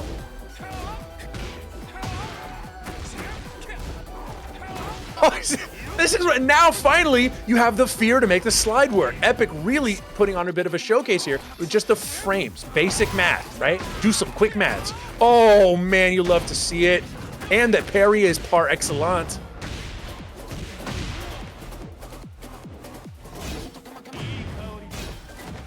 Nice. Oh man, that was a very strong round. Epic was making the small mix work.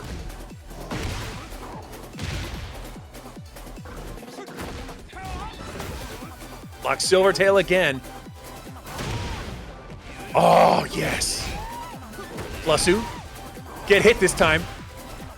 Oh, right back at you. Let me get some life back. Back to 3. Back to 3. Oh, I'm armored.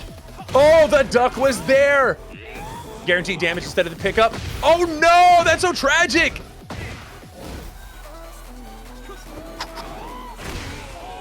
Oh my goodness. Oh. All right, we're coming in. We're coming in. The back 4 gets blocked. Nice, the down 3, and we take the guaranteed damage. So Epic takes the guaranteed damage instead of trying to go for the launch for the lower set. I actually agree with that. It's totally okay. Runs right at him, and this time I've got slides for you. Back 3-3, gonna cut through the armor 1+2, in there 1+2 again. Down 3. Infinity kicks. One-standing 3-3, and Jesandy defends against it very well. And now we've got an 84 damage giant swing on the wall, and one more throw will do it. Oh no, it doesn't. I was gonna say, please don't slide, for the love of God. The range 2 alley kick. Classic. Very, very nice 4-4-3 to start off the round. You definitely want to be in heat, and it's got all of his heat bar ready to go. 4-4-3, launcher's coming. Gets out of there. Sandy was about to be in some huge trouble if he got hit by that. Nice! And we're taking it all the way to that last round here. Top 48 winner side, Epic versus Jesandy. The mix is becoming real. Jesandy is now having to play the defense. Excellent launch there. Ooh, getting chopped on the head. Jesandy going for the heat burst to be able to extend the combo and get closer to a wall. Pushing no break into the corner. Do not get bridged on. Oh my gosh, the neck breaker.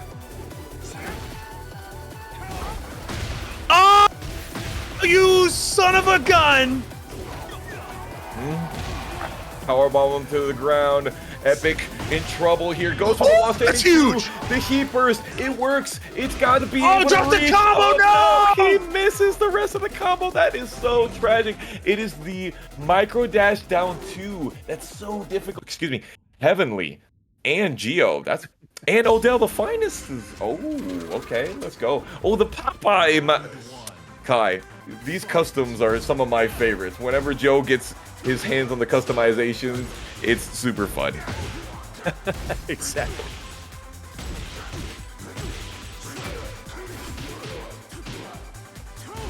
Leak on the Lars here, trying to get that magnetic knee counter hit. Ooh, lightning screw. You just gotta do it. You gotta pop out and show them that you will.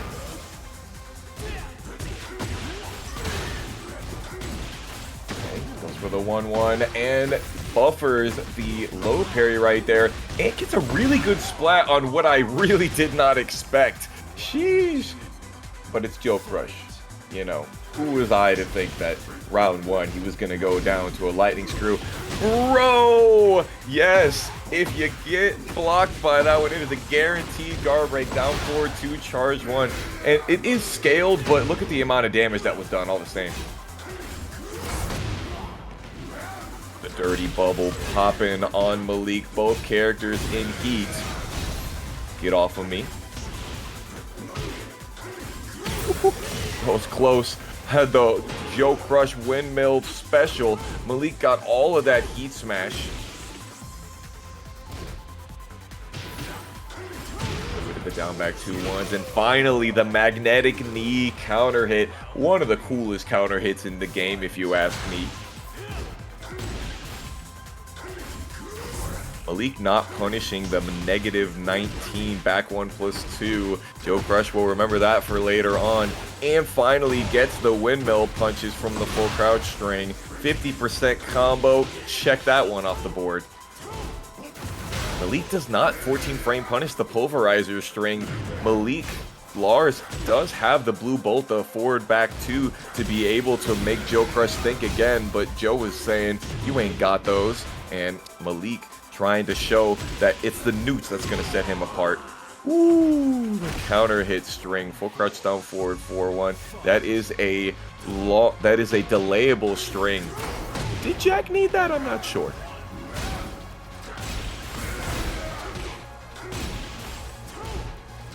Malik trying to get the orbital here. No heat smash just yet. Punishes and stops the ability for the heat smash to happen. Malik in the driver's seat, putting Joe with their back to the wall. Uh-oh, spoke too soon.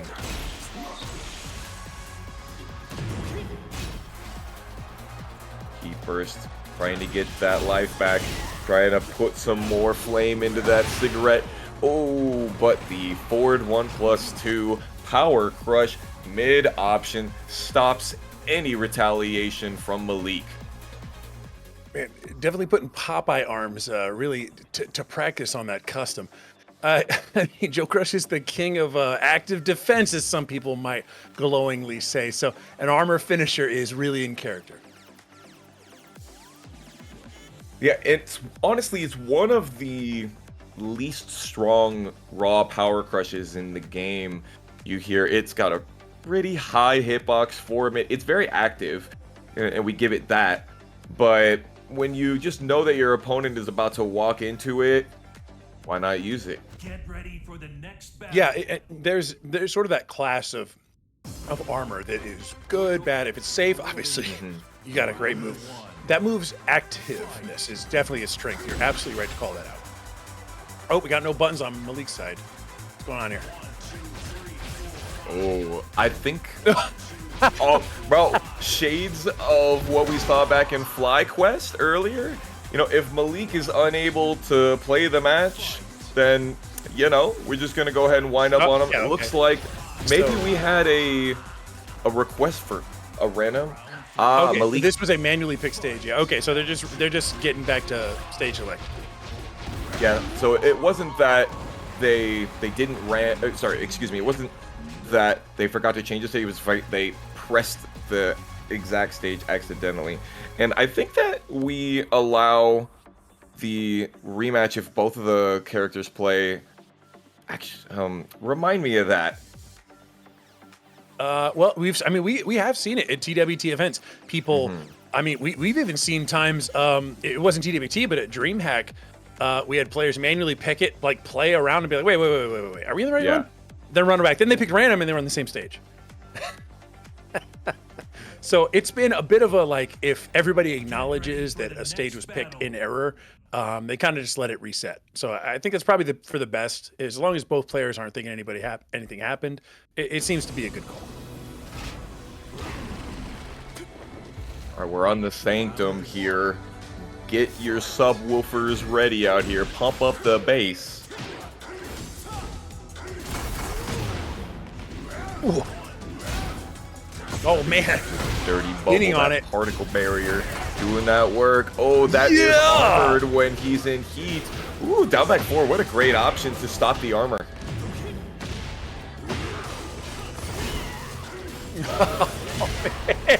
Oh man. Basically, anytime Joe is doing the armor, Malik is stopping it, using the heat smash that time to be able to get out. But Joe standing back up, not worried about having his back to a wall. And again, that back 1+2 not getting punished. You have to not let them use that button. Oh my god, and kind of running away with the pressure too. Malik not doing enough to sort of stop it actively going. Yeah. Oh man. The fact that, oh no way. That sucks. That sucks. Especially since he was able to get the perfect wall distance into the electric mech godfist for the full wall combo, just maximizing the potential. It's just willing to get hit with the armor. Yeah. Partying just a little bit. In heat, or in heat, he does get recoverable life back for parrying moves in the Gamma stance, which he is doing here. Doing a lot of. Windmill punches, and Malik holds back again instead of doing the down jab option select for punish and not getting hit by that. Oh no, there's only one Youch. throw out of stance. You gotta break that. That was rough. JoeCrush just... Oh my gosh, we gotta say it again one more time for the one time for YouTube. We got Luke Sidewalker, aka JJ Breeze, and we have Footsies running here. Law versus Hwoarang. This is such a Luke Sidewalker custom. No, it's the, what more can you expect from the ATL homie JJ Breeze? Nice 1-1 to be able to get into the heat engager. Footsies is getting sidestepped. Oh, back turn throw. Let's go. Whoa. Sidewalk. 4-3 and a back throw? That's new for me. Footsie's starting to use some of those homing moves to be able to stop JJ Breeze from being the Sidewalker, excuse me. Back again, man. I mean, Sidewalk, that's not a joke. This is not a meme. This man is getting around on these steps. He's trying to step with him and be able to realign. JJ Breeze has got rage and heat on deck, but right when he wanted to go for the armor, he gets thrown.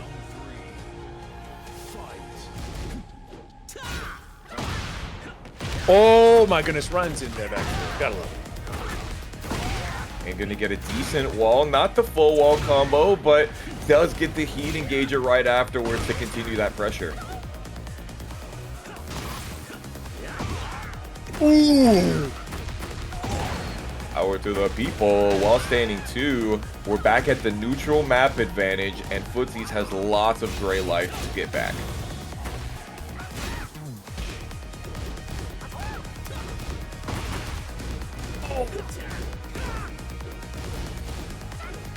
Rejector combo. Just out of range. 1, 2, 4, Nice. 3. He does the rejector combo yet again. Those jabs into the sidekick. Putting in that work for Footsies. Who's going to get the explosion? We shall see.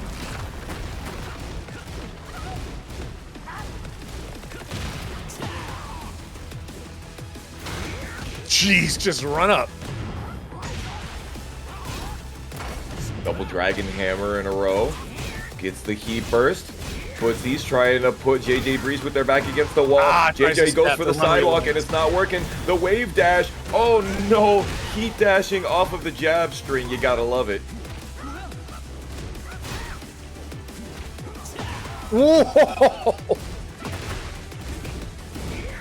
Did not confirm the right flamingo stance forward 4 string. And that is possibly gonna do it if we explode the floor. No, Frogman did not explode the floor because it was on the low wall slump. JJ Breeze does tie up the round count all the same though. That was a pretty sick finish. Didn't go exactly as planned, but still made it happen. Goes for the armor after the 1, 2, 3.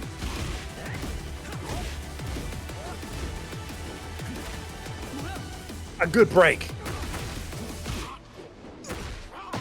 Using a lot of the highs. JJ Breeze getting under. Very difficult to try to do a lot of highs because, you know, the down 2, 3 could happen at any moment. JJ Breeze finally gets that floor burst and uses that up forward 3 from crouch. Could it be? I like that. I like that finish. I would have, I mean, based on the amount of chip you would have got, I would have just honestly gone a heat smash almost immediately just so I could get the stand skill. Any hit was going to be the end of that one. Very, very nice finish. JJ Breeze had some really excellent sidewalks early on, and that made Footsies have to consider exactly what kind of offense they were going to be playing. When they started to change that up a little bit, that's when I think there was a little bit of the kind of, again, that adaptation that we were seeing earlier. Just look at the screen. It'll tell you everything you need to know, then try to make a better decision than one you made before that. Takes absolute simplicity all the way to its logical conclusion. Almost pulls it out, but JJ too strong in that first one. I still think Footsies can even this one up. Absolutely, 100%. And to your point earlier, Law's Heat Smash, one of the stronger ones in the game. 14 frame startup, plus 11 into DSS stance on block.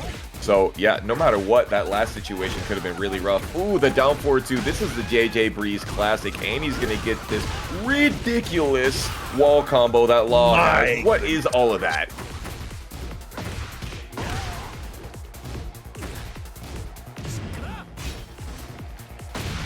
First, both of them sidestep and realign with one another. JJ Breeze gets the sidestep 3 and all of that damage. Very strong play, very agile stance transitions and cancels. Ooh, what a challenge right there from the right foot forward stance. JJ Breeze just running the straight up 4-3.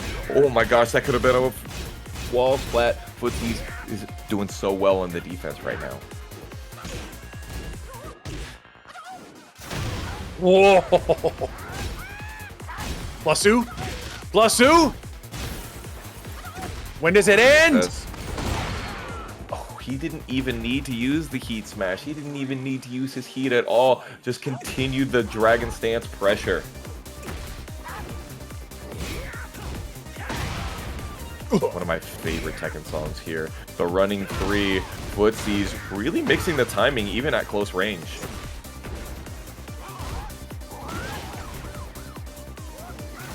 Oh man, didn't want to flop him over just yet.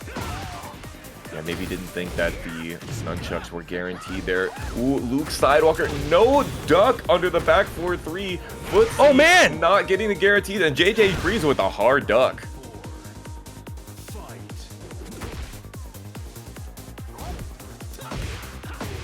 Ah, gets 8 up trying to do the wall standing 4.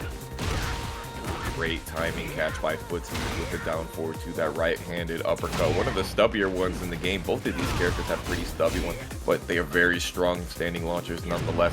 JJ Breeze activates the heat, and Footsies has his back to the wall, but just continues to fight his way out. Honestly, Footsie's doing a great job challenging the wall standing 4s and stance transitions with frame appropriate moves. Oh man, the trade's super in JJ Breeze's favor. And the drop! Tragic. Footsie's getting that knockdown right here. Oh, turning on the broiler. Whoa. I can't believe Gotta he spend his does heat. that. No heat gonna those get mids. spent. Oh no. All right, JJ Breeze feels a little bit of a heat wave coming. Luke Sidewalker does sidewalk just in time to be able to block, bait out a little bit of that rage art. What is it, the rage? Footsies loses 2-0 for that one. Exorcist. Very, very nice match. I'm a big fan of this one just because I think that it's so weird. TNS is overrepresentative like the Claudio world, right? Yeah. But like out in the wild, it's one of the rarest characters. So I love to see a good Claudio.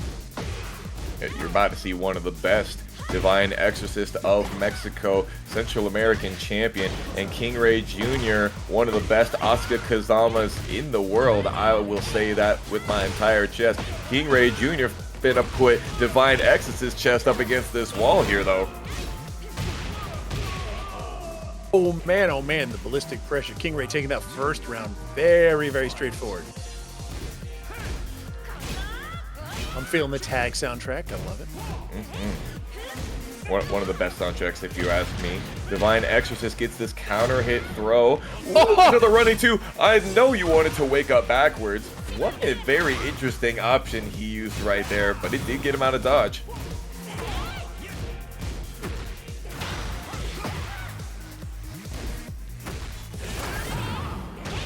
Oh, you're on the ground. Just the opposite. He's in the air. KingReyJr does not go for the wall burst here. Tries to go for it right there in the would-be Tekken 7 wall bounce. I was going to say, yeah, that side step 2 was incoming, but the spacing was not there. What a hop kick. Exactly when you needed that move, the Sky Slash Nova will just come out and show you.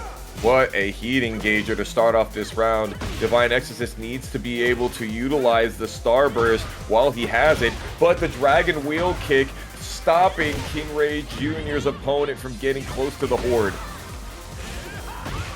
Whoa, the DP misses. You can't whip Shoryuken in their face like that. KingReyJr not needing the wall burst. No wall has been burst yet on Evil Arena. Will we even see one before this game is over?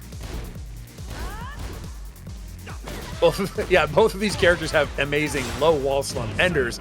So sometimes these wall bursts just aren't going to be there. Oh, man, the low Sabaki. All right, KingReyJr once again not getting it. Can we? Oh, the heat burst? Can we get over there? I think that he really could have. The low heat smash is going to turn it around and just a little off axis. DivineExorcist does not get a combo for the wall burst because of it. Oh, the conversion was so sick. We're going to the wall. Wow. That was excellent. And we've seen that very long wall splat work successfully because you've got the low hit starter on that wall combo. It just seems to be something that is utterly comfortable with. So you always know you're just toast if you get floated like that. Even a float combo is going to equal big damage when you can get those wall enders. Super strong play. DivineExorcist, unfortunately, just not able to really make a lot of enforced offense happen. We saw a couple Sabakis that were successful. And the wall running, too, just was getting sniffed out a little bit too often. Yeah, KingReyJr does such a great job of capitalizing on his opportunities. And just a couple of whiffs that DivineExorcist did just really made all the difference. Just like this one right here, the Demon Slayer. We're going to get a heat burst here. No, never mind. Doesn't even need to spend it to get this wall.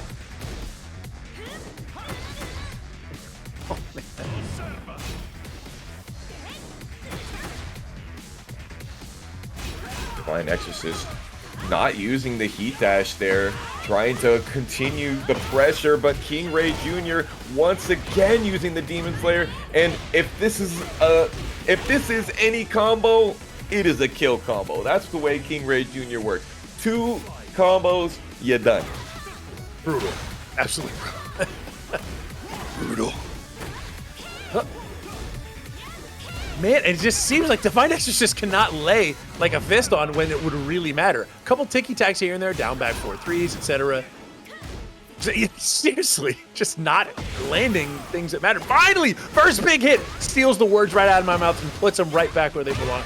And that's a kill, even at 1 round apiece here in game 2. Yeah, the Beyblade spinning you like a top. KingReyJr just bouncing right back here. Ooh, very interesting. DivineExorcist going for the 444 after blocking the Dragon Wheel kick. Interesting option.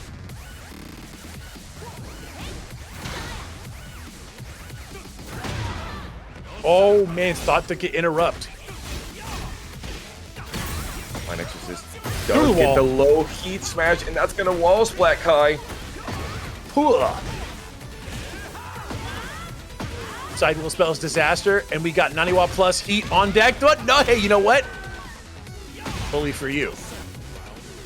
Sky/Nova destroys KingReyJr's chance of getting that round. DivineExorcist misses the whiff punishment opportunity. Tragic.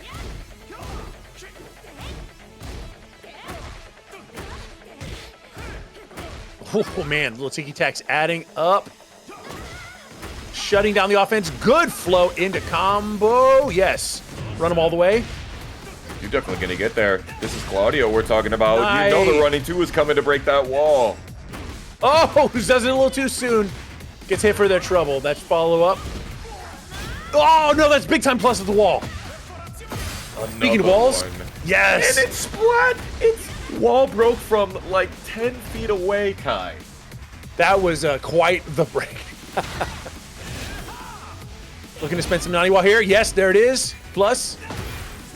Does /Nova. Boom. Exploding with star-studded stellar action. DivineExorcist is going to take this one on to game 3. Getting pretty close here. It was looking a little bit touch and go, but I mean, anybody with eyeballs can see the deciding factor has been some extremely strong whiff punishment with up forward 4. Absolutely.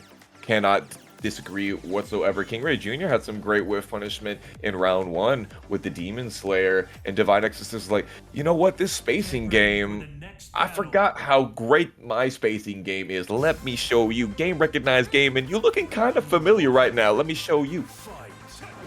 And head to an even smaller stage to see what kind of advantages confers upon our gladiators. Nice wall, instantly there, big damage. You've got half life. How do you feel about that? Big toe taps. DivineExorcist sidesteps into the key first. Does not want to duck that down back one. Why would you? KingReyJr is the one with his back to the wall, but is able to get out with the wall standing 1-3. Put him right back though. Not a clean wall splat. Sidestep 4. Nice. Armors through it.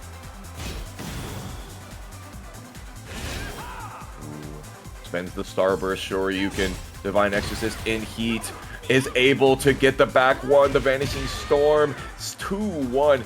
Too strong. Very, very nice. And all of a sudden, it feels like DivineExorcist just has the momentum. Oh, hey, you cannot hop kick armor. Not allowed. That's illegal.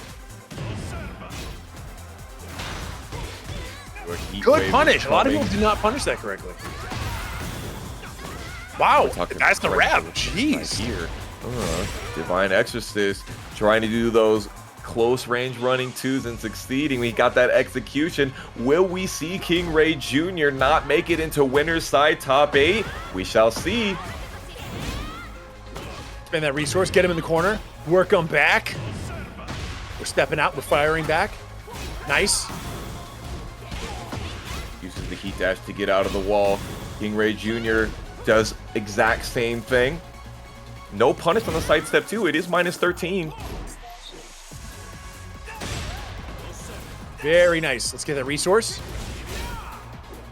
He spends it. Tries to get a sidewall splat. KingReyJr almost got that can.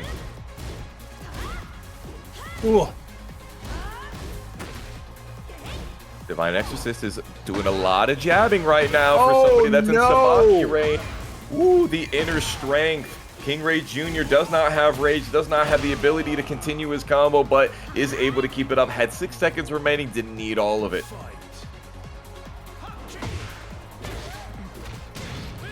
No break, wow. Advantageous situation, gets the down kick. Half-life left, sure you can. Put him back to the wall. The heat dash there to be able to put him up. over there. Sidestep 4 gets blocked by KingReyJr. He's getting some of that great life back. Risky lows.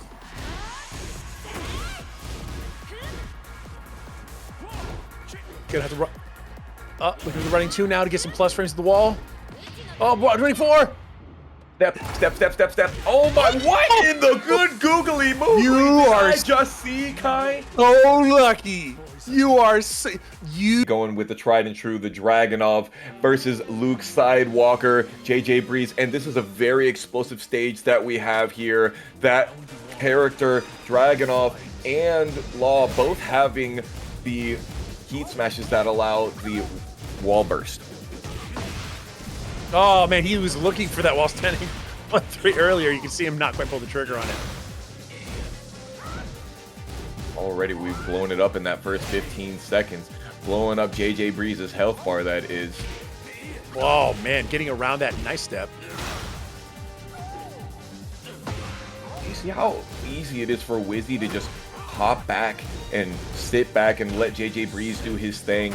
Just kind of sit, be able to crouch and delay his timing so much until the time comes to run the rolling Sabat 1-2-1 and interrupt and stop all of JJ Breeze's retaliation. The step is there. Oh, he didn't get the legend kick to splat the wall. Tragic. Nice. Put him in the corner. Misses. The steps from Wizzy, speaking of, have been very strong, getting around some of that auto pressure. 2-1 to heat dash out of there. JJ Breeze going for an armor move. Wow, so off axis, that back 2. And then 1-2-1 again.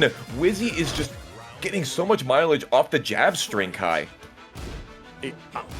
Sometimes that's all it takes, and these fast buttons are what's going to be interrupting that pressure as well. So I really believe that it's just something Wizzy was like, okay, fine. If you're only giving me 10 frames, guess what I'm going to do? Wizzy trying to show a lot of the full crouch options, and JJ Breeze, good God, that's a lot of damage about to come at you. And no way. Tornado? No way. Yo. Oh, he almost had the kill. He didn't heat dash. If he heat dash, he just needed one more touch. Oh my goodness, sidewalk indeed. Just gets around with the tiniest little steps and full combo time. Is full crouch in the game. Do it again. Just do it again. You know you want to do it again. He was gonna get hit by it if you did it again.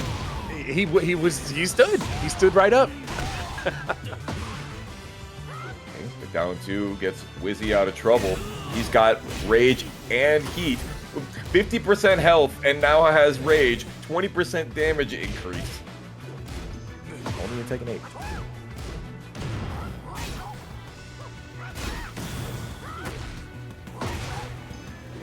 Using those strong lows. JJ Breeze is sitting back, 10 seconds remaining. The wall standing 4 into the long range low. I had no idea he was going to be able to get hit by that one, but Wizzy is just so good at knowing which low pokes are going to be able to hit at all those amazing ranges. Yeah, and only need that little tiniest of hits. Brilliant selection of the move list. I mean, honestly, JJ Breeze, for all of the sidewalk action they were both getting, it really is the small neutral that Wizzy's winning, right? Where you say, I'm going to get a hit here, a hit here, a hit here, and we're stacking it, we're stacking it, we're stacking it. You never feel safe to press. You know, unfortunately, JJ Breeze's pressure is based on a lot of the stance work that he's going to want to do, which is something that Wizzy seems to be keenly aware of and what to do in those situations. Yeah, he's definitely very, very good at the hit and run style of play. Nice punish. That's exactly what you want. A great 13 frame punish, and Law certainly has one. Oh no. No way, come on, man. Wizzy is doing so good at recognizing what JJ Breeze wants to do. He noticed that he wanted to step a lot after getting hit by Hatchet Kick, so he went for the homing move right afterward. Yo, just the raw QCF2? I feel you.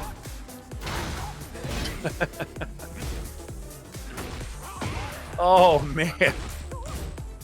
Oh, bro, come on. That's pretty sick. He is pushing Wizzy back to the wall, but Wizzy was able to realign, and oh, this is going to be a tug of war here. Oh, a little bit off axis, but to the wrong side. JJ Breeze is still going to get hit by this whole combo. Oh, not quite, not quite. Yeah. Yeah, he maybe could have back 4-3'd instead of the down 4-3+4 and gotten the heat dash. JJ Breeze unable to get punished by that sidestep 3+4.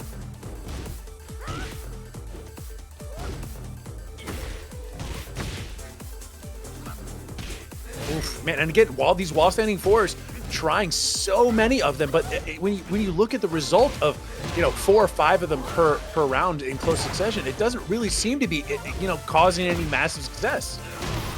You're going for him, but what is it doing? Ignition switch into heat engager. There is that jab string we were talking about earlier. Oh, the trade. JJ Breeze gets hit coming in by the wall standing 4 out of the snake dash, and Wizzy makes clean work of him in the no round brown and moves on to winners finals of top 8 TNS. Timing can be able to make a lot of things happen with that parry, with that single button Tekken that DivineExorcist could use. Let's see how this unfolds, Kai. Yeah, and there's only 2 real lows that DivineExorcist leans on very heavily, right? One of them is a 0 on hit low, right? That 15 frame down back 4-3. It's a good one, but it's like, if you're correctly calling it armor with a low, you want a little better results than that. Sidestep 4 is going to be that bigger result, but it might not be there in time. We're going to see exactly if these lows are stopping the armor or really just getting stuffed. JoeCrush getting away with a couple of big whiffs early on in this round. Both characters have turned on the heat. It's a heat wave out here. The weather is looking spicy, but now have both expended it. And the wall standing one, JoeCrush is going to get a lot of reward for that one. Finish El Clasico there. Down back 1 is such a good round ender. And it's almost so good that you just expect it. But in that case, you had to guess. Nothing you could do. You saw it way more in Tekken 7, that down back 1. And now JoeCrush is taking it back here. You see a lot more full crouch down back 1 these days, but he's running that Anakin, that old school style. I love it. DivineExorcist not letting go, though. And that down back 3 was actually really interesting. He was calling out the armor in essence there, trying to go for that launch. That's what we talked about earlier. JoeCrush was able to get that gamma parry, and notice that he was able to parry a string that had a lot of recovery and got huge reward from the electric Met Godfist.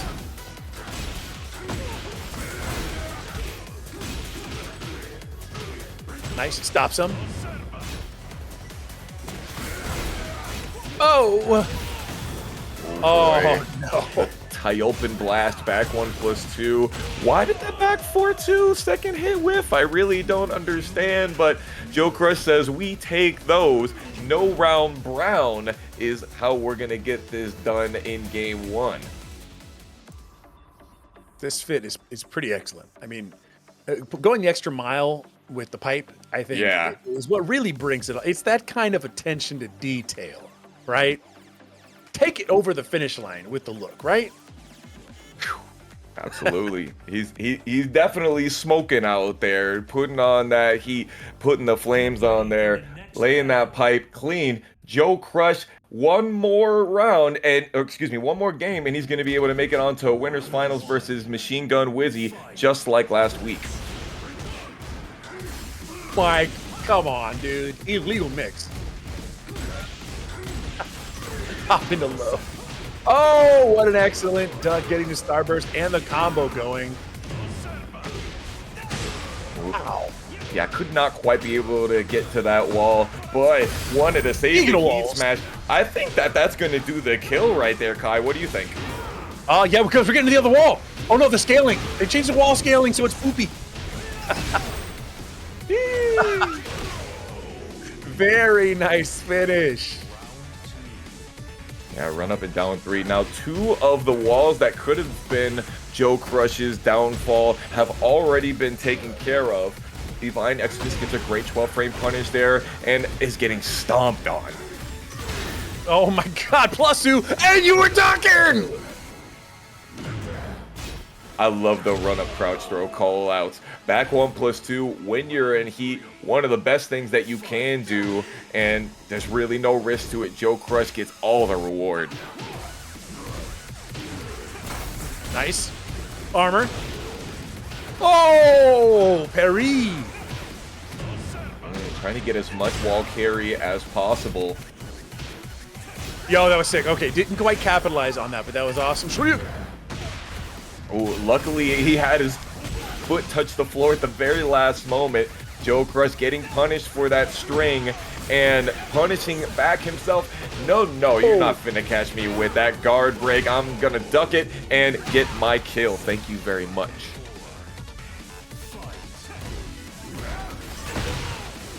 Oh, the trade. And get that life back. And again, right in the face, right in the kisser. To the moon with DivineExorcist health bar here. Joe has DivineExorcist with their back to the wall, chooses to use the power crush at just the correct axis. He knew what he was doing with that.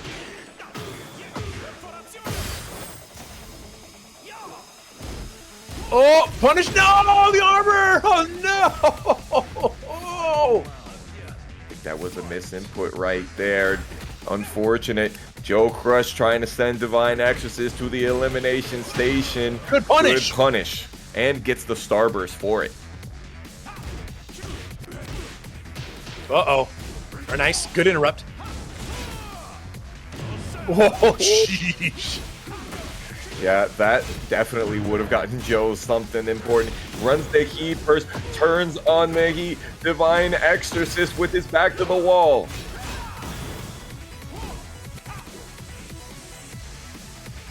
More than happy to back it up. Trying to bait a forward, 2. Yeah, see, look at him ducking, and then he got it right in time. Good timing. Excellent timing. One touch. That's the touch. The Volcano Blaster. JoeCrush finna do the rest of it to you. He did not need to do all of that, but, you know, decided that he was gonna let you into one of these summer blockbusters, some cinematic business. You got a free ticket, and Joe gets a free ticket to Winners Finals versus Machine Gun Wizzy. Still in, right? So Shadow, King Ray gonna be fighting it out. It was a accidental. Got it. Alrighty. KingReyJr with 7 TNS wins. Shadow 20Z with 3, I believe. We're showing out with some titans here to see who has the ability to stay in this tournament.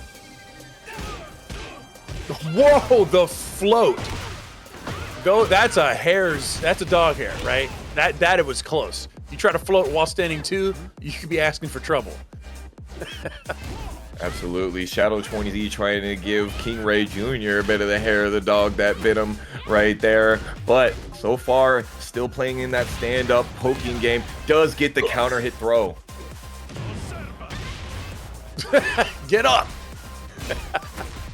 Nice block. KingReyJr has been doing a lot of that tonight, just standing still. And a counter hit throw right back at you, Shadow. Just waiting. No, you shouldn't have waited. That is a tie round we saw right there. The exact same percentage of the health left. Shadow 20Z takes advantage of KingReyJr's stand still tactic. What if I didn't do anything? Uh-oh, very patient play from both players right now. Oh my goodness gracious, Naniwa? The Gusto Nani. Oh, you got baited. The empty jump into while standing mix. What a timing catch. Whoa, hey, okay. I guess that recovers pretty low.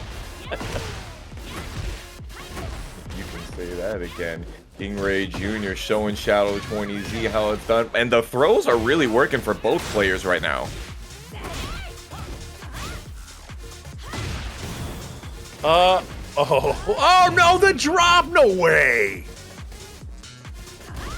Way, my man, way. Shadow 20Z trying to go and not get hit by the Sabaki, but unfortunately more dropped off axis. I like the pressure here. Going down to the last round of game 1 here at top 8 loser side. Got a 20Z using those quick lows to his advantage. Claudio has some extremely strong lows and strong mids to be able to back them up. KingReyJr. trying to use some of that Nani wa Gusto, but just backs off a little bit.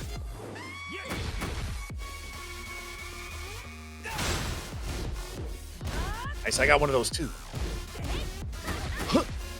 Nice, the even low. Nice hit confirm on the down forward 3 string. Ooh, Oh, sidestepping the enchanted circle. You barely see that one sidestep. KingReyJr. another great throw getting done. Shadow turns on the burner and gets roasted himself. Hey, strong finish, knowing when to stack on top of that. That one standing 1-4 was huge to finish that one off. Excellent opportunities capitalized on. Man, one game up here, about to send Shadow out if he can just hold on for one more game. You know what? Honestly, this is one of your best case scenarios if you're KingReyJr. I would much rather play a first to 2 versus Shadow 20Z than a first to 3 with Shadow 20Z because this man's adaptation is ridiculous. Right, the more you feed Shadow, the stronger he gets. You don't want to do that. Absolutely agreed. Right here we are into the stratosphere. Shadow 20Z backing off, trying to create good spacing, and KingReyJr. not getting the whiff punish at the beginning, but just trying to figure out where Shadow is trying to press his buttons. Nice! Getting slain! That move is such a hellacious whiff punisher, and it works to send him all the way to the wall. Big damage. Very big damage. KingReyJr. has literally every single resource available to him right now. Has the heat ready. Shadow 20Z has got rage on point, so he's got 20% extra damage, but 25 seconds left. It's going to be tough to be able to get it. Oh, that's the classic KingReyJr. bait. Heat burst cancel into exerciser heat dash. Oh my gosh, you got baited. Very nice follow-up. And oh, nice counter hit combo, taking him all the way to the wall. Misses it, but just a little bit. Very nice, plus to the wall. Steps out. Very calm neutral.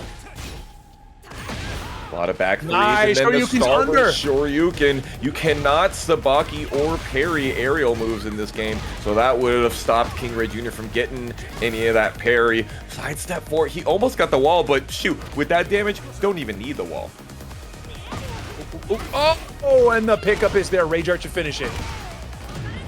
Absolutely. Gonna go for the heat burst. Doesn't want to do the rage art. Has a better option. I think their heat smash there is like 2 more damage or something like that. And KingReyJr. knew exactly what it was.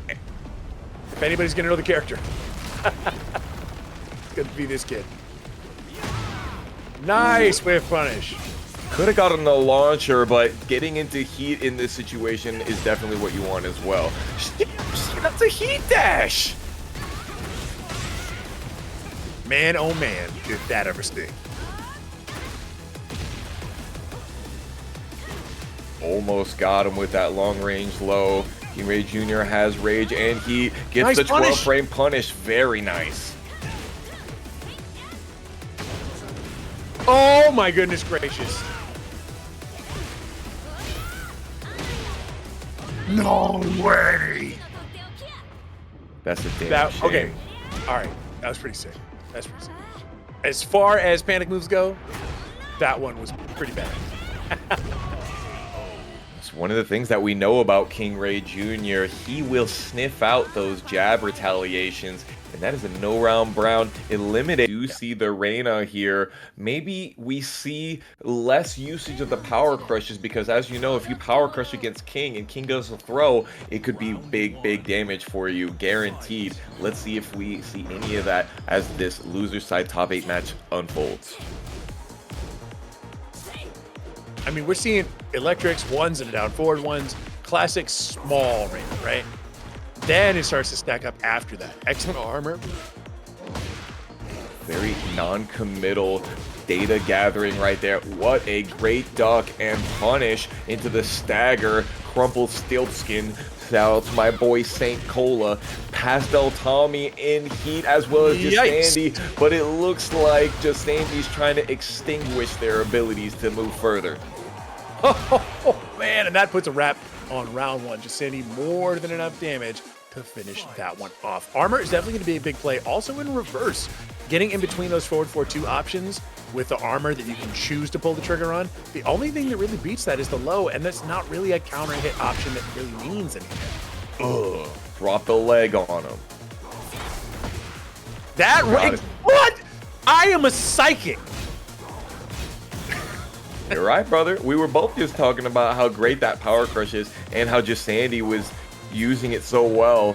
He runs up, tries to get the throw, tries to catch Jesandy using that power crush, and Jesandy's like, oh great, that's exactly what I wanted. I wanted you to come up and run up on me so I could run my defense. Nice, that punish was there. Beautiful. Oh man, the break is there too. Oh, not that time though. Tomahawk throw into the wake up trap, down forward to Jesandy doing that workout here.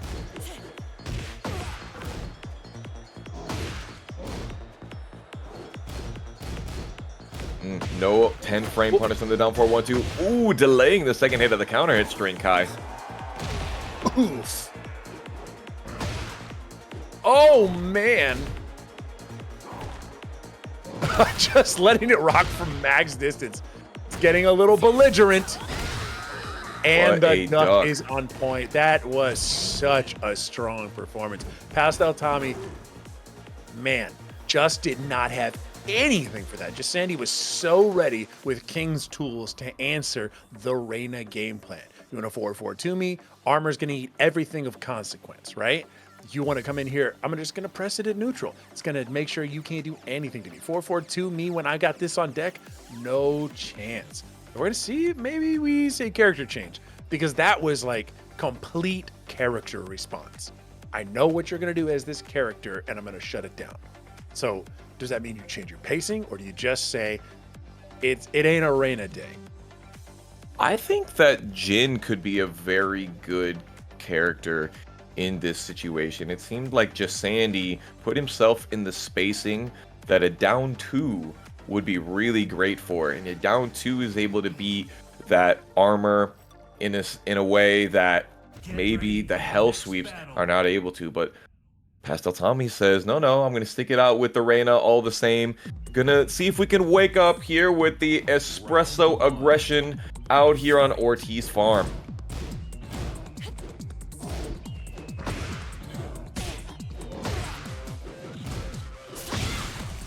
Wow, nice step. Doesn't get much play though with the face flat. The break so far has not eaten one of those giant swings. Very, very important. 4-4-2 does its work. Jesandy eating a little bit of extra damage because of the armor this time, and Pastel Tommy fights their way out of the corner and takes that round. And it's so funny, like, could have spammed the armor more and just chose not to, but that ended up being something that might have actually turned the tide of some of those exchanges. We'll see if maybe wants to lean out a little bit more, or if Pastel Tommy is just being better about sensing out, gets the wall! Yeah, that was very interesting. Pastel Tommy not getting the wall splat on that. What was that? Tragic. Oh no, tried to jump under the jab with the wall splatting 2-2. Couldn't get it. The heat dash is doing that work. This is some fast action here, Kai. And oh no, nice! The 84 damage giant swing. And a down 4 enough to do it. Pulls the trigger on the rest of the swing as well, just to be sure. All of a sudden, 2 rounds to nothing in this second game, looking really good. Time to put the pressure on right now. These very high interaction per moment. Pastel Tommy with their back to the wall. Oh, this is gonna do it. No. Yeah. Oh man, perfect to answer. Round 4. Fight. 17-second perfect. That was quick.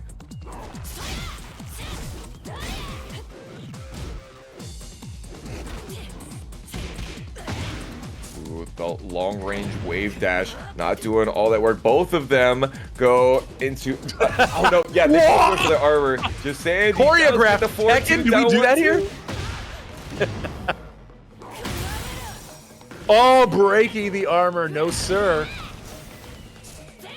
That heat smash is absolutely it. Jesandy is a little off axis. Can he keep it going? Yes, he can.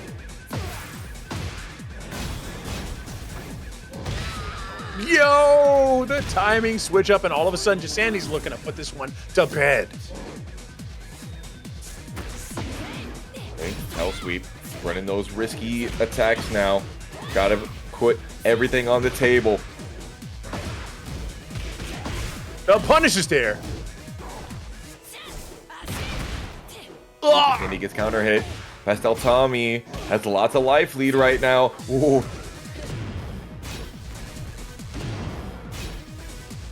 Sidestep fire back. What? That elbow apparently does not have range. Jesandy says this one does, though.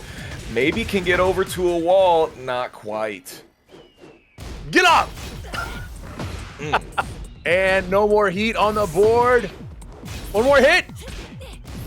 The Hell Axel tracks over to that side. Ooh, the tomahawk throw. 8 seconds remaining. Tries to go for the down jab. Yo, he interrupts because Pastel Tommy showed the high so much, but it wasn't enough damage to kill, and we're gonna get a game 3. Ooh, it all came down to the wire there. Man, the scriptwriters on the show are really good. That was crazy. Pastel Tommy and Jesandy getting some great mileage out of their small pokes and their stances. Jesandy having some really weird whiffs out there in that last game. That back one too is like you can't actually explain that to me. Any explanation will be insufficient. That should have hit. Oh, no break finally.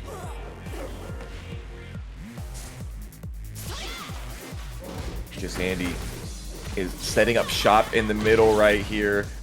Pastel Tommy says, no, that's my space. Do not pass go.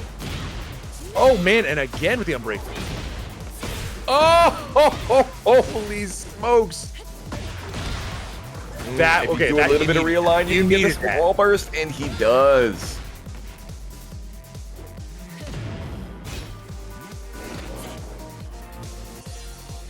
Good breaks on the throws. Ooh, deadly boomerang. Jesandy staying on the floor, not trying to take any extra damage. Ooh, the low heat smash. Does this go through a wall? It does not. That's a floor breaking one. Oh. The miss, but the lost punish. Tragic. It was all about just a small amount of distance right there, and it made all the difference.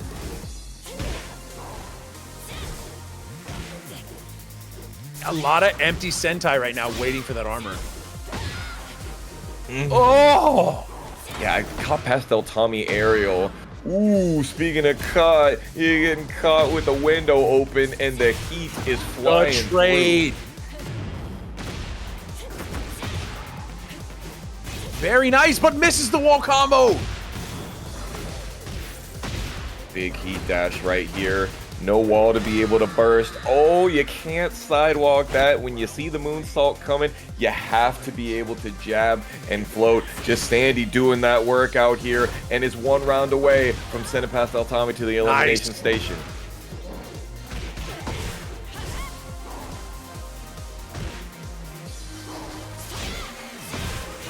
That's Godfist into the 4-4-2. Catches Jesandy trying to step.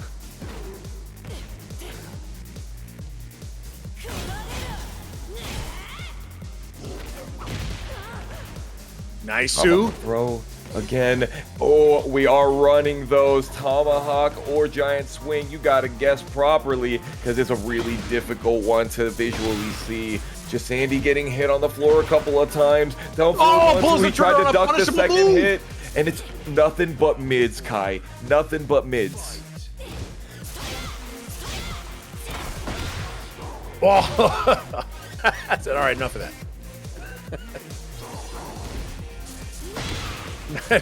Not a huge punish, but War God kick does it. Nice. With it back to the glowing wall. Ooh, that was really close. Pastel Tommy does get the 5-1-1 string, and if he is the combo aficionado that we know him to be, we can get over to another wall. Oh no! That's the second time that combo has been dropped inside of this game alone. Firing back, the sidewall ruins it. And he was off axis a little bit, had the whiff. 7C splits kick into the Sentai, puts that work in. Final round, Kai. Oh man, that was just close to being a counter hit, and the launch, we're taking them all the way to the wall. Is it glowing? Is it glowing? It is not. You can see the markings on the floor show no glow, and that's how we know that that wall isn't going to be able to hit. Oh, the black bomb! We got the flow over 18 seconds, perfect. Jesandy doing exactly what he needs in that last round. A fight. And that's the thing, is that even though these tournaments are really strong competition, it's not the same as going to a crowded, sweaty, stinking ass tournament full of sweaty nerds playing their hearts out of Tekken. That's a whole other kind of feeling, and it can be pretty stressful. It can take your fingers and make them just a little bit too wiggly when you wanted to get that combo. It can make them just a little bit out of your comfort zone. That kind of comfort, that's really deeply boring.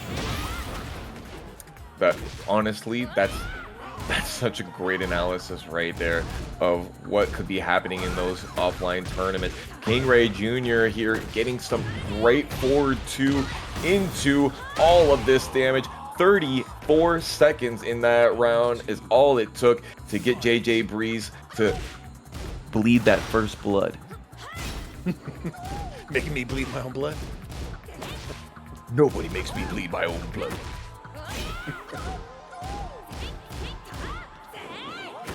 Nice That was step! a classic. You didn't think that I was going to we've fall seen this for many any of times. that. I love that. Nice trying to lock him down with 4-4-3. No stepping on me. Oh, I'm doing it again! Oh no, gets punished for his trouble. Yep, and because he didn't choose to recover crouching, he got whiff punished because he was recovering standing. Uh-oh. Okay, what are we doing? What's happening? Oh, wait! That's how we end that round? What the hell? He had the timing read and was able to hit confirm it. Whoa, the immediate down forward 2 tray. These guys are in each other's heads. The sidestep 2 puts that palm into JJ Breeze's chest. That hurts.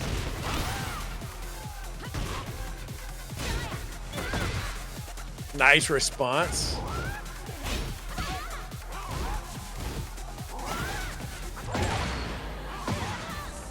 Nice, just needs one more action. Nice, Nani Wagusto spending. Oh, that's the punish! I know you didn't try to do that on me. Just raw? Oh, the disrespect. I think not, sir. I fought the law and the law won on that round.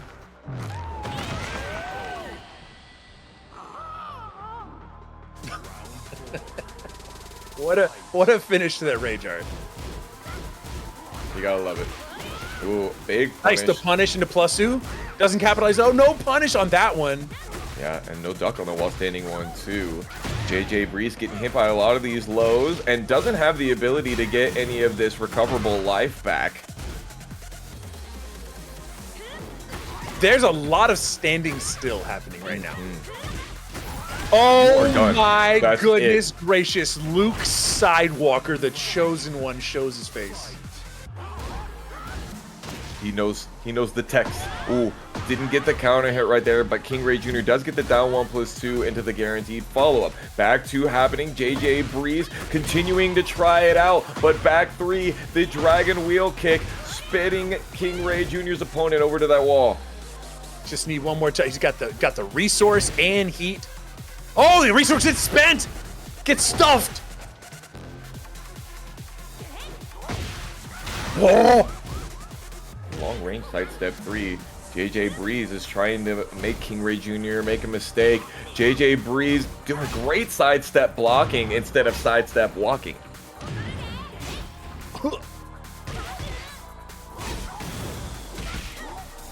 Oh, not quite a dragon. Oh, running out of time! Wow. And again, Luke Sidewalker. Man, oh man, I feel like you could put 3 movies behind this guy. That's right. JJ Breeze not once but twice gets the amazing back turn catch. One of the better back turn catches in the game because you get 3 hits before the launch sends you up in the air. And, you know, almost everybody gets even more damage on back turn combos because of guaranteed things that will happen there. We'll see if JJ Breeze can continue to do that in the second game.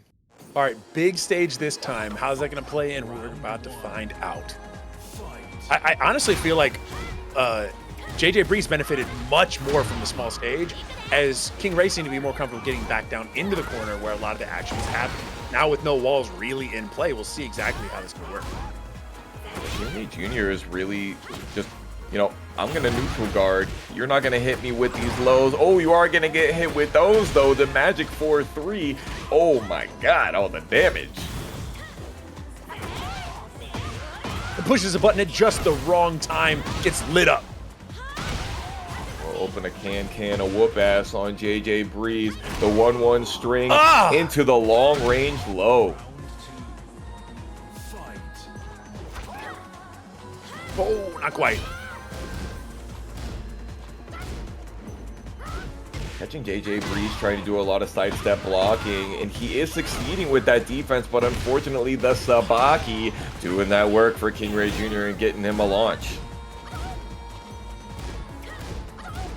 Yeah, now doing a lot more moves that attempt to confound that sidestep block. And there's that 4-3 we were talking about earlier that was able to get him the counter hit combo earlier, getting ducked, and KingReyJr being so ready to pull the trigger on the wall standing 3 and get huge amounts of reward. Oh, sidestep 2 getting engaged. Oh, jeez. Looking at 50-50 game strong right now. KingReyJr expends all of his heat to get JJ Breeze a little bit closer to that long range wall here. And again, Luke Sidewalker is showing out. Ugh. More, well, okay, here we go. Yes, I will. Sick. You think I won't? You That think was that I won't? sick. Oh no! Why would you do that? 3+4 is a 14 frame long range launcher. Great whiff punisher for most tools. And back 3 is like -17, -19, depending on what you do. But just too far away. Pulling the trigger on that's a... I know what you wanted to do, but that was...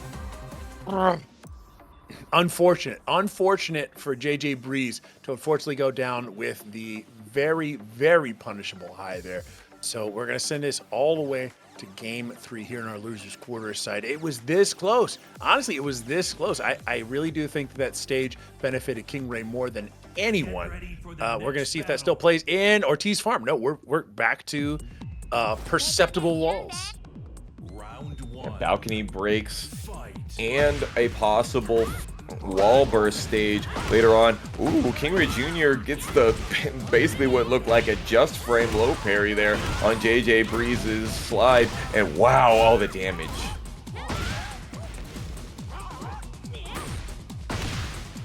Uh-oh.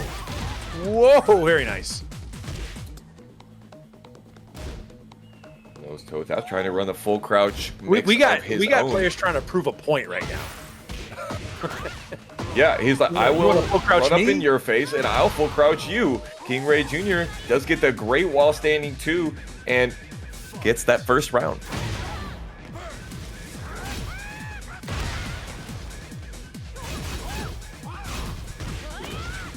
Nice punish. Junior's like, I know you're gonna do something after 1, 2, 3. Just do it so I can punish it. Oh, and that's big. We're talking wall time. If we can get there, we got heat. Oh, we get there. First, heat dash, send it. Nice, does not get up in time.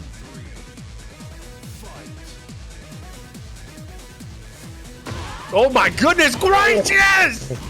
He ran it, and it worked. The inner strength. I thought that Bruce Lee was the one with the 1-inch punch, but JJ Breeze is finna eat that one like some Captain Crunch. No, not in the back. Anywhere but the back. Oh! This is just a slobber knocker. A 28-second perfect, 3 interactions, and JJ Breeze just picked so much of those running twos. I imagine that we're going to see a lot of that, and Jesandy might even bait out a little bit of it so that he can get the duck timing as well. We'll see if that comes to fruition.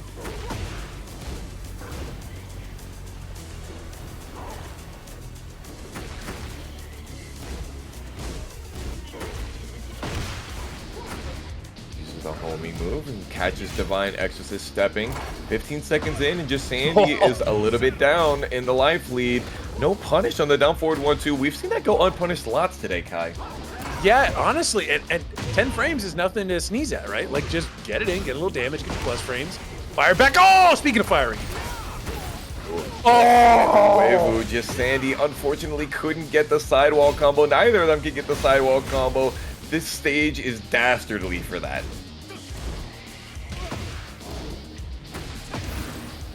Oh no! Misses it by just a little bit. These guys are like, can I just get a combo? Can I just finish one thought?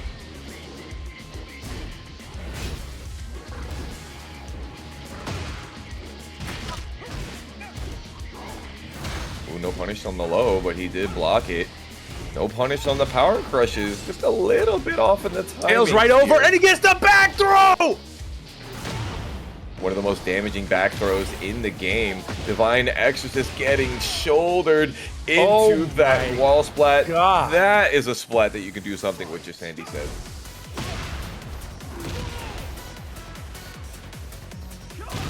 Big stomach smash counter hit to start off this round, and then DivineExorcist gets a running 4 into a running 2. That was 2 hits we saw to take 50% of the life. Second armor into launch.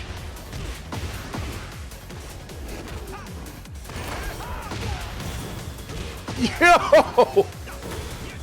Misses the opportunity on this one. He is gone from both now.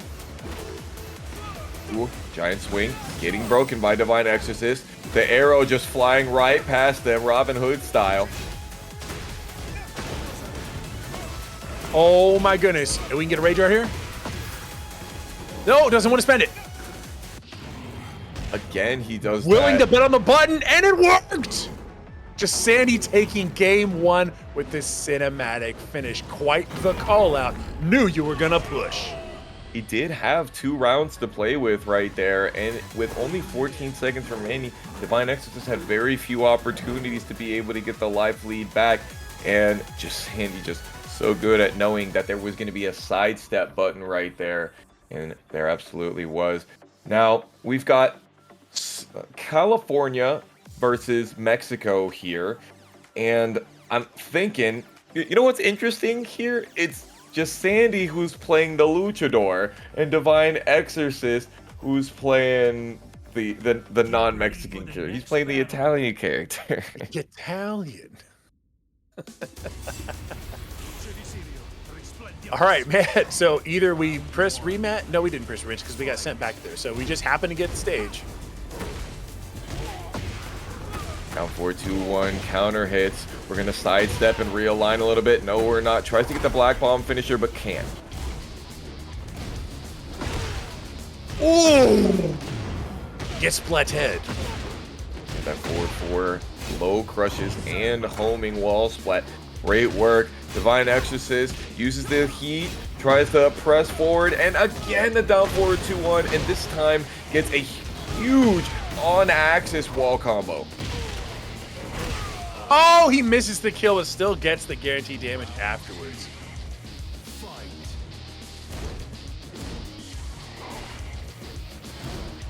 You know, I said that Jesandy wasn't going to use that armor move, but I was completely wrong. He's trying to use it even more.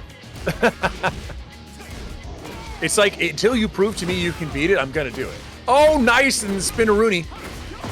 He was caught off axis. Jesandy with his back to the wall getting slammed. He's on fire. Oh no! Counter hit. Splat. 84 damage again because he's got rage and he's got heat on deck. But that sidestep 4, man, that is just a huge chunky low.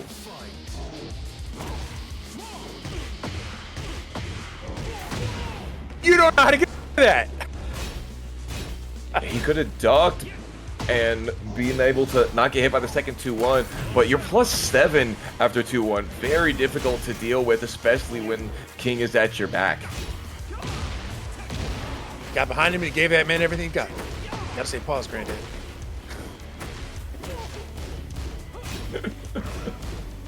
Nice. No punish. Okay, the pseudo punish with the heat smash. We take those.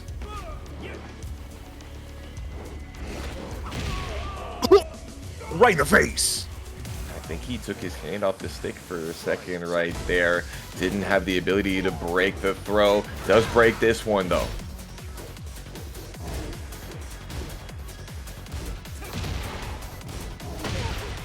Oh, and that is a launch punishable low. It's just one of those tricky fast lows that crushes, but is still very, very punishable. Ooh, stomach smash. Oh, he tried to go for another one, and that would have counter hit and stopped the armor, but it was just a little bit too late.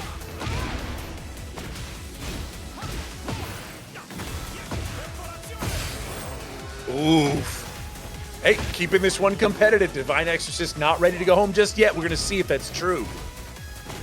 The 2-1 not being able to get what he needs. Ooh, the back one too. Delayed it and still had the ability to pick up with combo.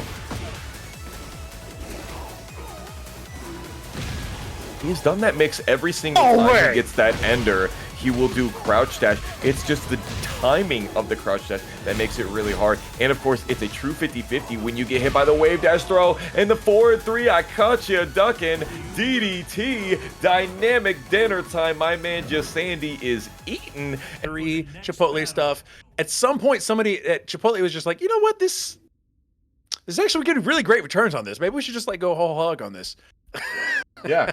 Yeah, just go full steam. Just like, you know, Wizzy and JoeCrush are about to do right here in Winner's Side Finals. Same match you saw last week, but possibly with a different result. Let's see how it plays out.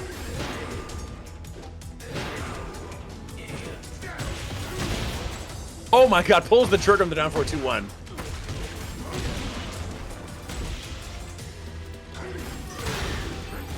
Lawsuit. Oh, get off me. Taking it, get off me! Oh, man. And there's going to be enough time to get to the wall. Oh, misjudges it just a little bit. Just needs to engage. Just needs to engage. Oh, my goodness. One more touch. That's the touch. You got the touch.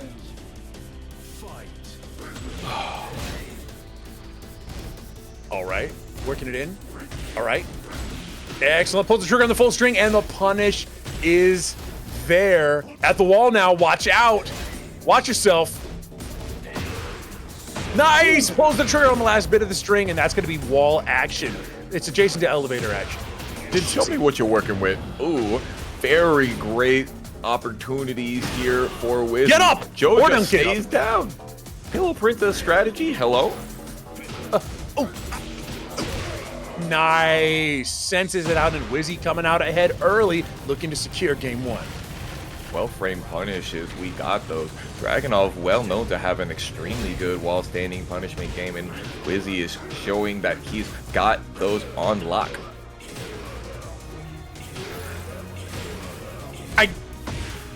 You do it through. That's too many times. That's too many times. Can he do it again? Oh, Joe says, I'm not going to give you any abilities to do any of that. I'm not leaving any space for you to regain ground. Oh! I'm on the wall, and this hurts.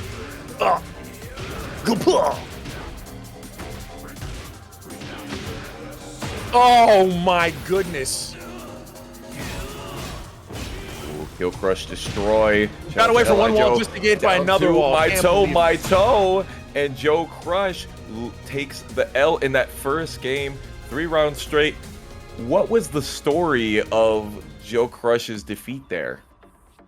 So JoeCrush is basically trying to use armor as a I dare you to press on me. Wizzy was more than comfortable to either A, lean on lows, or unpull out of these like string situations where you go in a CD, but no, CD empty and let you just do armor. It's fine, right? And I mean, come on, you called that out early.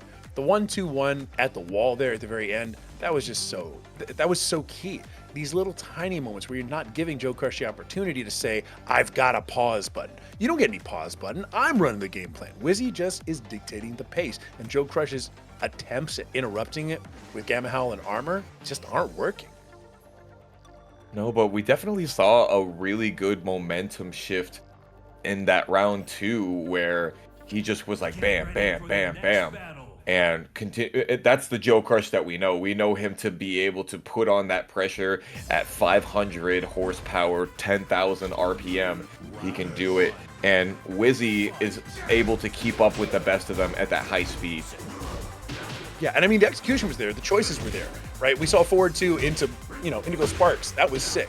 But, that was one round. Who almost had the great wall splat right there. Still has JoeCrush with their back to these walls. Oh, great down 2 there to stop the power. That is so good, and he knows he wants to use that armor because it's a combo starter at that wall position. That's like such good presence of mind. This is Machine Gun Wizzy. This is the one. He's got those. Switchblade Ripper starting out this round. JoeCrush using some of those big lows and trying to push his way out of the wall. Succeeds. Oh, and he baits that out. Does not fall for it until he does! Oh, crap! The Christy D out here. He's looking crispy. Trying to use the ignition switch into the Kill Crush Destroy. Hatchet kick, you know you're going to try it, but the forward 1+2. He almost didn't have the health to deal with that. Getting under a lot of these highs. JoeCrush's got to be careful. Speak of the devil, and he shall appear.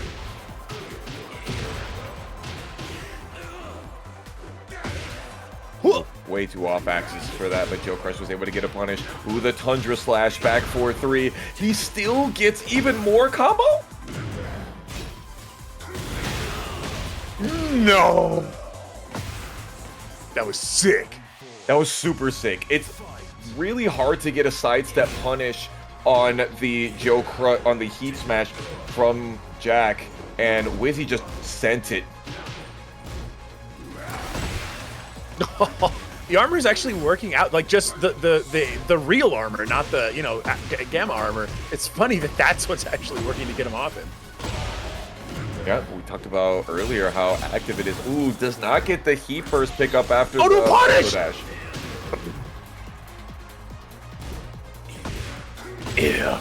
Oh man. That's you know what? You gotta do is get him there. You started having that thing in your throat that said "Ugh," and then I just spit that hock right back in your face.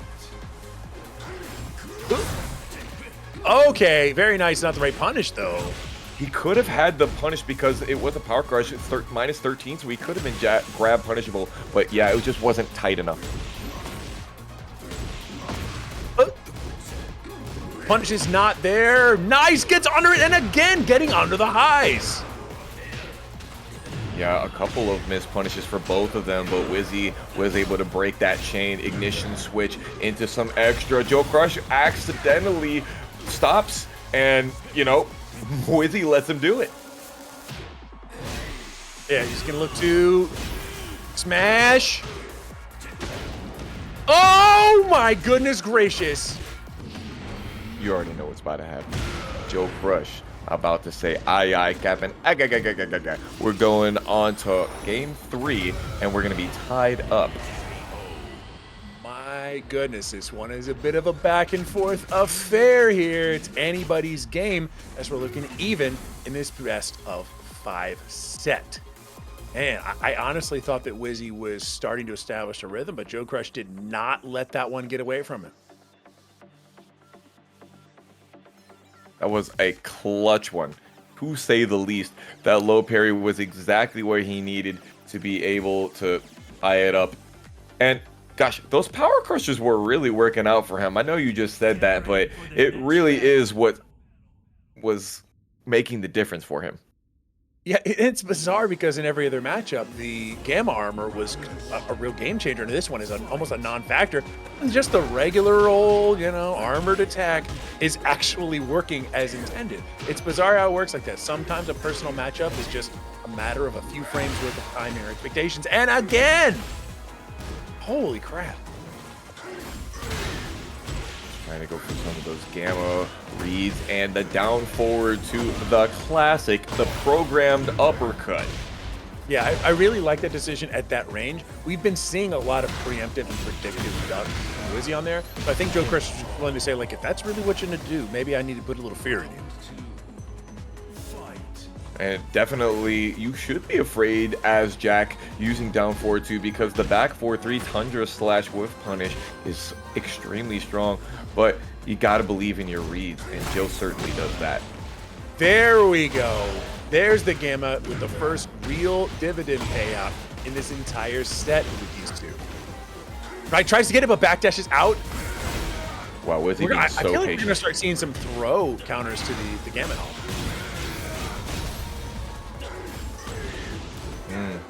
Wizzy is being so patient. He's got so much life that he can recover, and I think he's gonna be able to bring it back here, Kai. Oh, no. And he gets it. Round 2 here in our game 2.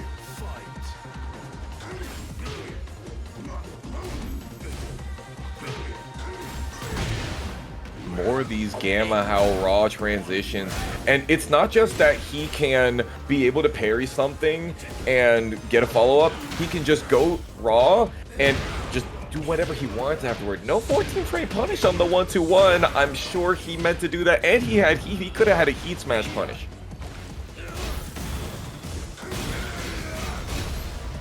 All right, and the pushback enough to send it back to neutral. Wow, using the rocket hop to create space for the whiff punish. Gonna get some life back on soon, send him down into rage himself.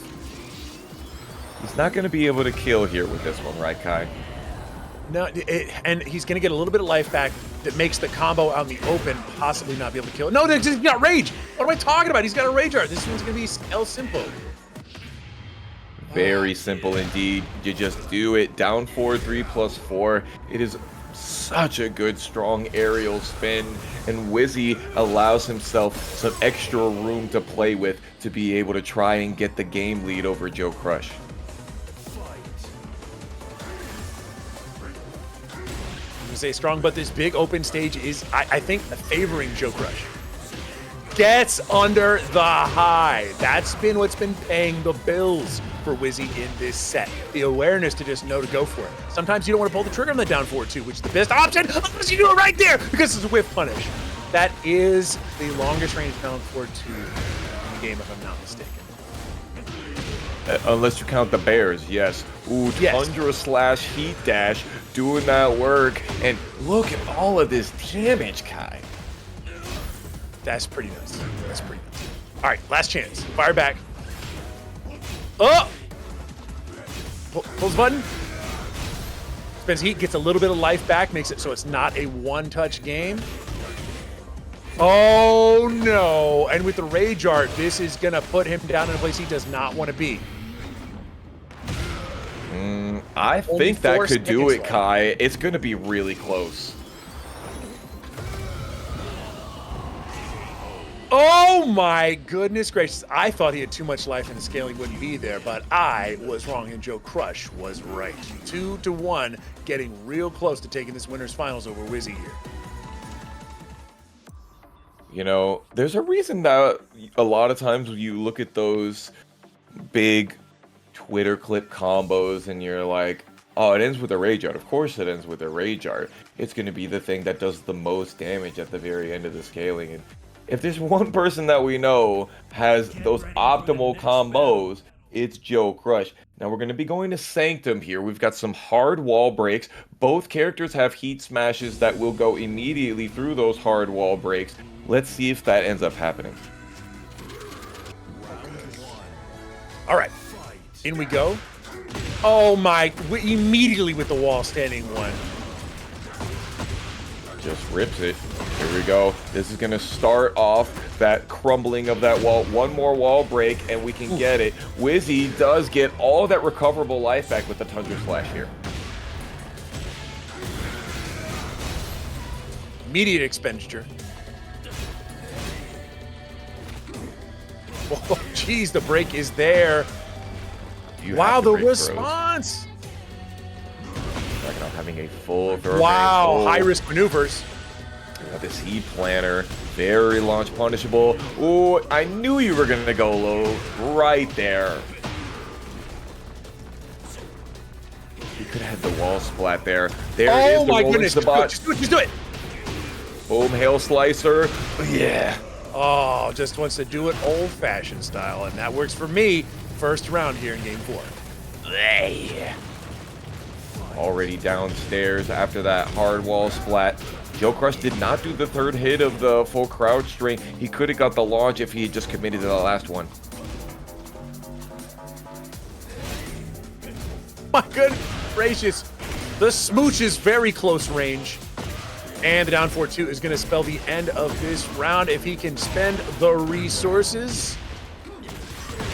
He's got to get pretty close to the wall. Ooh, nice. 4-4-4. You could do 4-4-4, wall running 1+2, electric Met Godfist. Any of those options would have killed. And JoeCrush just showing how much damage that Jack can do, especially after a heat dash. The break is there. Nice counter hit down 2. And notice how Wizzy just got the counter hit and just like backed off. He's like, you know what? I want to see what you want to try to do. He almost got a great whiff punish. Does get the running to Russian assault counter hit combo though.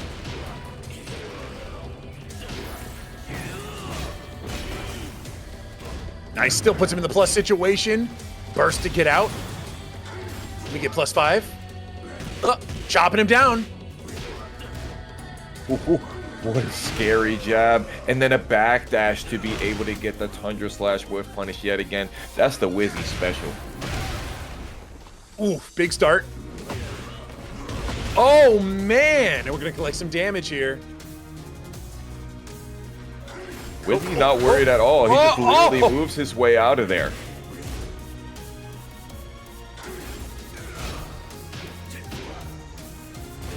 Nice. Ducks it, and that will be the round. Just finish the combo and you're good. He doesn't even need heat for this one. It's not even a situation of baiting the meter or anything like that. He just says, I don't need it. JoeCrush looking to send this one to its conclusion. Wizzy looking to stay alive. JoeCrush trying to ducks, but no big big punish. Elimination station. Wizzy trying to keep it going forward. Gets a little bit of that health back to be able to run forward. Breaking the throw. Nice. Waits perfectly for that one to end. Very, very whiffy, that move when you miss. Machine gun whiff punish right there. Hail slicer to continue. Goes for the heat burst to be able to get out. Ooh, the trade. 4-2 is guaranteed there, I guess. What in the Patriot Fist? Oh man, we're going to the last game of this winner's final set. Get ready for the next battle.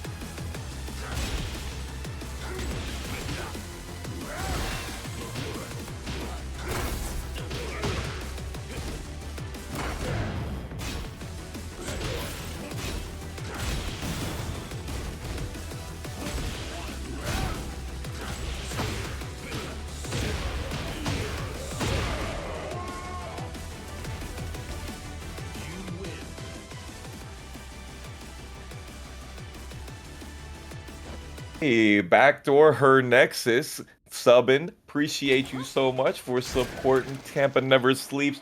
Let's see how KingReyJr and Jesandy can support their ability to get paid out here in this loser semis match.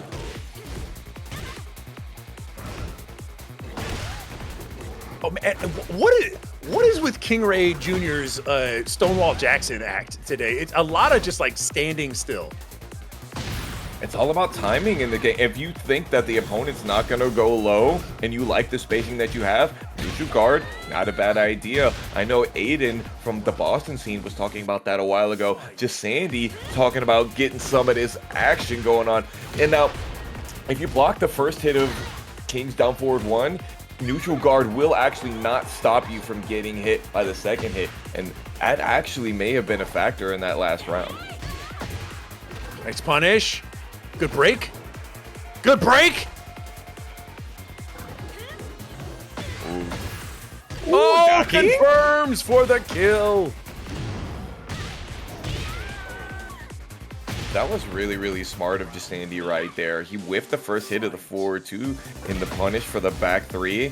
And KingRey was like, aha, I'm going to duck and punish you. And Jesandy was like, aha, you have fallen into my trap.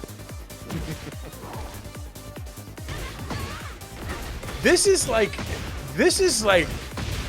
I don't know how to describe this. This feels like esoteric, right? The standing still is almost like a challenge to oneself. Like it's minimalist in Tekken. It's like, I'll just wait for the time that I know will be right. And if I'm right, I'm right. And if I'm wrong, I don't. He's choosing not to play the spacing game and choosing to only playing the timing game instead. Uh-oh, 70 damage coming at you. Very, very nice. Cannot beat the timing on that one. Perhaps needs to, I don't know, base your boy out. I can understand the desire to just want to say like, oh no, I sense the timing. That's all I needed. Except it's not really working so great right now. No, not in this set. Certainly not doing the work that it was doing earlier on versus JJ Breeze. But we can't have everybody's timing figured out. We are going to the Midnight Siege. Remember, we've got that one explodable wall, which allows you to get even more damage for a wall combo here.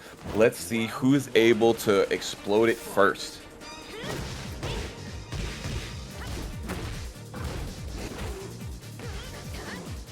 Great break on the giant swing. Nice. KingReyJr just runs right back in with the Naniwa Gusto.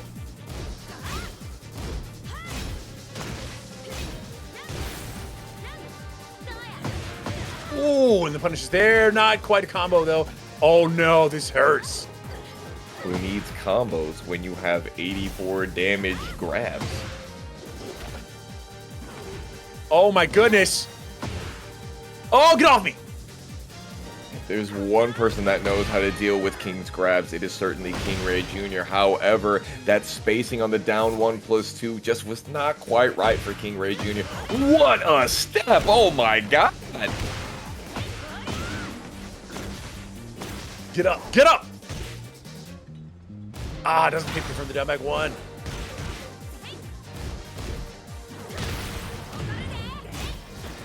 Man, this is a pretty one-sided round until that happened. And, oh my goodness gracious. Another one. No! The pain is so real. All that hard work down the drain with a couple of throws and a low. Jesandy is up 5 rounds in a row right now. KingReyJr. is starting to use some of these big lows and tried to go for that high, but Jesandy couldn't get a launcher on it and is still with their back to the wall. Ooh, just as he likes it. Another one of these giant swings doing 70. Oh. He almost got guaranteed thrown right there. Again, the timing is that work that KingReyJr. is trying to do. The backwards Jaguar step into the immediate mix. KingReyJr. able to break the giant swing though.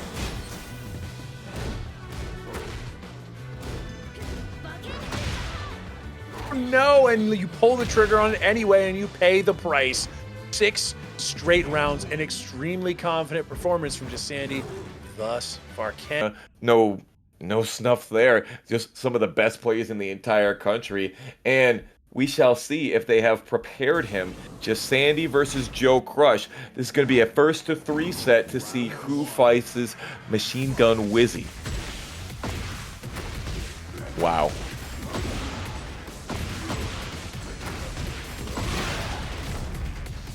What a start to the game. That no kidding, jeez. What a way to start.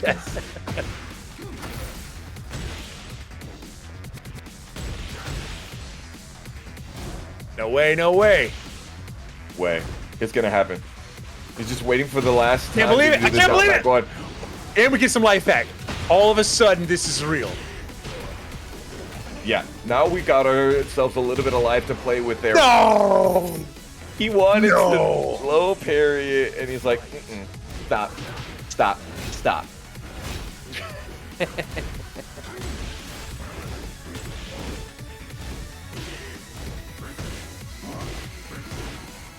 full crouch strings, man. He's just stopping Jesandy from doing any sort of movement, any sort of trying to delay his timing by stepping backwards. Break by Joe, and then the down forward two, breaking those. Breaking the ankles.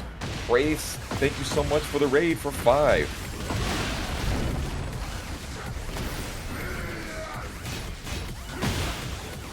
Woo! He didn't expect Jesandy to actually finish the string, and because Jesandy was able to delay it for so long, it traded. That's actually best case scenario for Joe. He's gonna do it again. No, okay. Relax. I thought he was gonna hit him with the rotator cuff once again. And he waited to see if that second or third hit of the alley kick string was gonna come out. Very patient by Joe.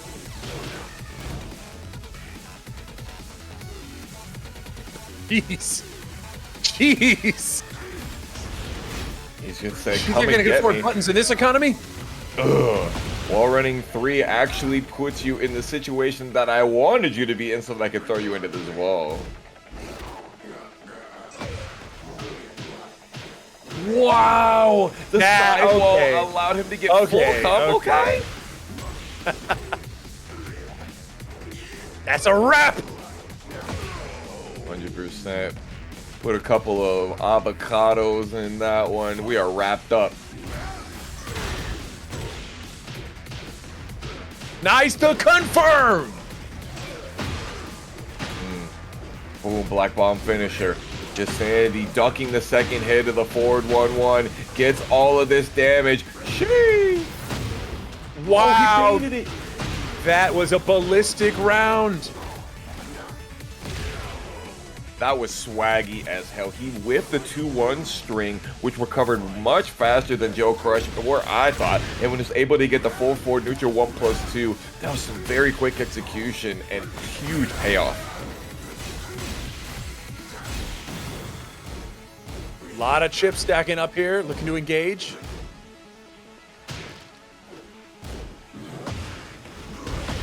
That hurts. Stomping on him, continuing that quick action. JoeCrush very well known for it, and Jesandy is like, but you left a little bit of gaps in your offense. Oh! He finish it. Oh yeah, the running power bomb, it always does way more damage than you think it's going to. And even though the first couple of rounds made it look like Jesandy was not quite in control of the match and that Joe was just playing with him, Jesandy said, you know what, I just made you think that you know what I'm gonna do. I was toying with you, giving information so that I could put you into my clutches, make you fall into my traps. Yeah, really puts true it was all data, right? It was just data.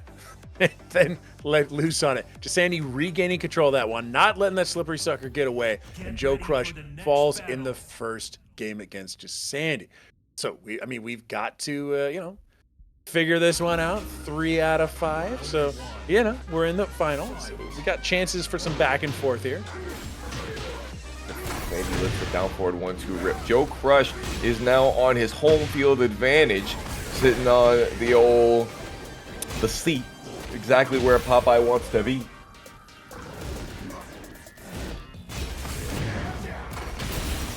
Oh, the heat just goes right through it. But while standing 2-2 lets it rip.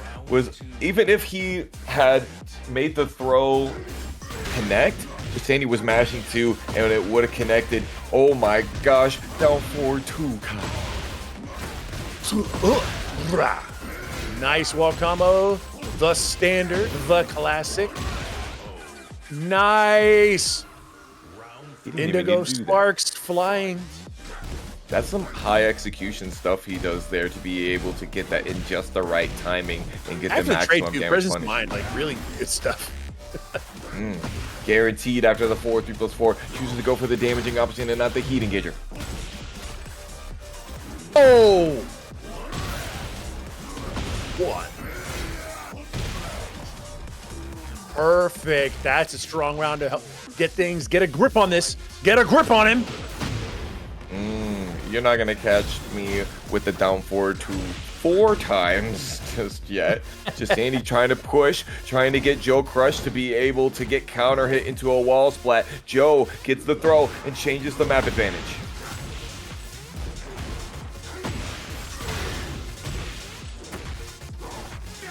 Gotta get something. Sandy trying for a lot of these throws, and Joe is just in full crouch quite a lot. Nice. I don't think it's gonna hit the wall, Kai, and it doesn't. Great tech. Yo, they not just armor in each other's faces. Yes, they did. And JoeCrush is going to be able to put a big hole in the armor of Jesandy and take that game 1-1 is the set.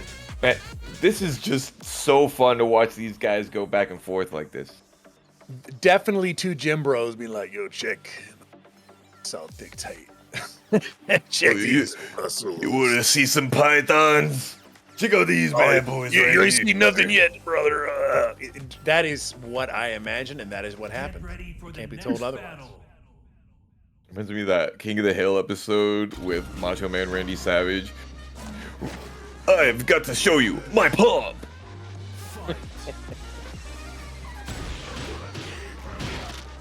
Nice. The counter hit. Oh no! Miscalculates on the wall setup.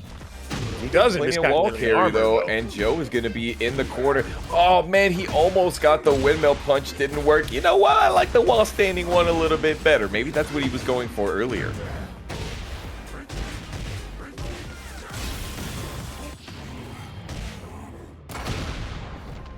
We are feeling it. Now, that's more of a JoeCrush move right there. Joe is very well known for using those raw rage arts in situations where he thinks his opponent is about to press, and just Sandy giving him a little taste of his own medicine. Yo, the flexing! He got hit by the very last hit, and Jesandy gets hit by the follow-up Electric Mech Godfist. Jesandy does get a lot of that life back, though, off of this heat engage.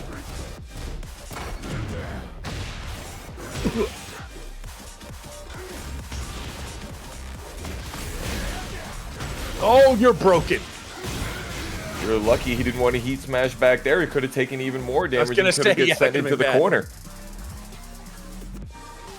Jesandy does have rage, so he's going to get 20% extra. If he can get a good grab here, like I know JoeCrush thinks he wants, he could have sent it out, but Joe kept the offense frame tight. Oh. Oof. Get in there. Get in there. Joe is baiting him hard. Jesandy says, I'm just going to stand here. KingReyJr got this far in the tournament just standing there. Why don't I use it? Yo, 4-4-2, the rocket uppercut, getting punished, and finally gets this great... That was the same wall spot he saw before! Oh, he didn't go for a heat dash to be able to get the corner. Chooses to spend it here.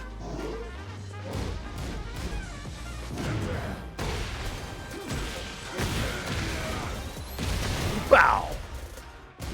14 seconds remaining. No wall standing 4 punish right there. Tries to get a little greedy and go for extra. Oh, he could have even gotten combo on that if it was a little bit tighter, but JoeCrush didn't need it. He still got the kill.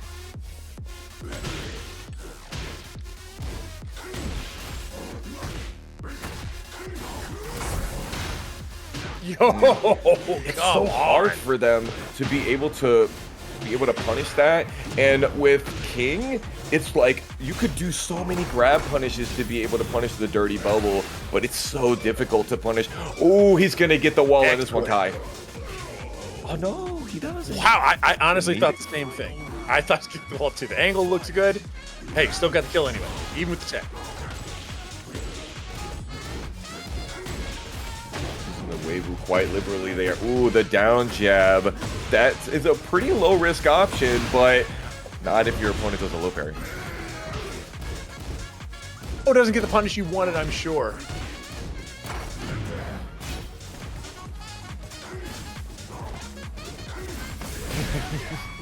They're both just running it. JoeCrush doing the back 1+2 heat dash and just waiting for Jesandy to make a mistake. Ooh, he tried for the cross throw. Oh, jeez. 5 jabs in a row. What are you going to do? Jesandy goes +7, goes into that armor, but it gets snuffed by the low, because of course we know armor is beaten by lows in this game in the rock, paper, scissors system that's set up, and JoeCrush takes that game. Getting closer and closer to making Jesandy just not see top of the pops yet again. What can Jesandy do here to change this one around, do you think? It's tough. I think I'm looking for a lot of those down forward 2s to come back and those counter hit shoves. They were doing a lot of work, and JoeCrush is doing a lot of ducking. Absolutely. This is absolutely brutal, because not being given a ton of opportunities to run the kind of lows that you might run with these down 3s, and oh man, with the clean launcher going all the way to the wall. A huge amount of damage, and again, it's crumbling. Can Jesandy go through this wall right here? No, unfortunately, he cannot. Getting some life back. It's a good start. Uh-oh. Yeah, Dragon Sleeper. Yeah, you know he was breaking too. He's not gonna get hit by the rolling death cradle. Ooh, the sharpshooter. Crunch. Ugh. Jumbling the gears there. It stings. Oh, wow. Yeah, Pulls the trigger on the whole string. Hit of that.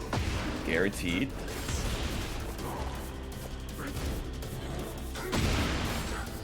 Trying to do the run up down forward too, but JoeCrush is way too far away. The spacing game on JoeCrush is just unmatched. Joe is playing Jack, and Jack's backdash is just amazing in this game. Nice. Get a spec up to a perfect. Ah, right in the face though. That's gonna end that. Punish? Nope.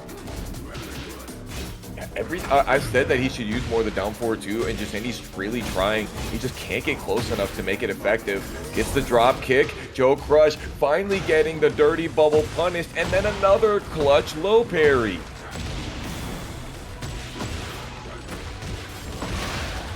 Nice combo there, and at the wall, gonna plant the seeds again. The punish for the kill. Getting a grip back on the situation, looking to send it to game 5 if he can. Jesandy 1 round away. That was looking like the kind of spacing that Joe has been using on Jesandy this whole time. And he does finish the string yet again. Joe just does not want to use the heat engager crouch throw in that situation. Probably because apparently he can get another heat engager right after. Long range heat smash. Wow. All right, set point and survival point for 1 apiece. Getting close now. Moving into the gamma and pressing forward. Jesandy delaying that 1+2 string just a little bit. Whoa, close. That was close. Jesandy eating a little bit of chip damage, but not enough to be perturbed. However, the full crouch low doing that work. Rare. Man, I thought that was going to wall splat. Can't engage. He's at the end of his rope. Stand still. Oh no, he's going to get thrown up on the wall. Last chance. Last chance. Oh, it wasn't long range enough, or it wasn't fast enough. He spends the heat smash, and basically that full crouch string right there had 3 different. Fox sounds like, so, highly embarrassing loss. What would you say to that absolute destruction you just experienced? Was it hard for your family to watch it? Was it hard to be hoed by the game so much that you feel like you've been on the track your whole life? We cannot even hope to box with the people up here in these top 8s, so it is all with love that we tease. Jesandy really showed out and has nothing to be ashamed about, I can tell you that much.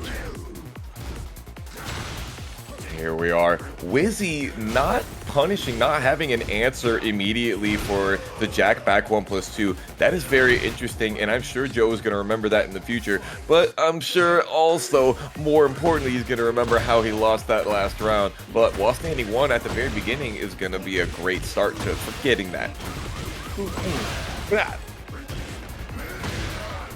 Oh man, ate it right in the face. Breaks the throat, gets put in the corner. That's rough. Plant the seeds, 1 touch. Forward 1. Very, very nice tool. 14 frames, and he was pretty locked down into that corner.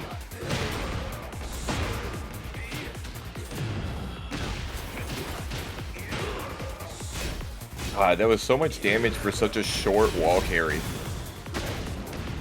Right? Oh, doesn't quite get the wall too far on that one. Down 2, equaling its life up. How did that whiff? That move is like so long range, and it was homing. It was like Jack just kind of pushed his collision spheres into Dragunov's, and the hands actually made it so that it wouldn't hit. That was so odd. Oh wait, okay. I lost count for a second. He wasn't able to dash up quick enough. You can get combo when that happens, but it can be really difficult to stop your run up in time. Otherwise, you can get the charged run up shoulder.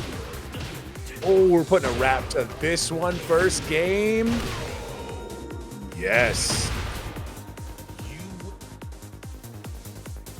Wow, that was so.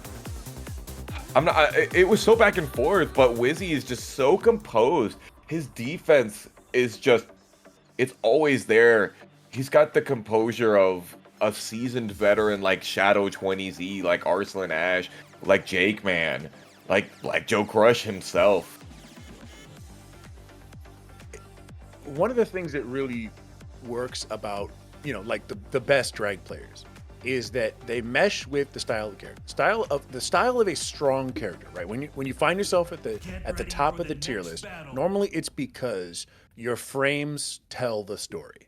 And Machine Gun Wizzy is a fundamental, strong player who now has the backing of just good math, right? The frames are gonna back simplicity and consistency.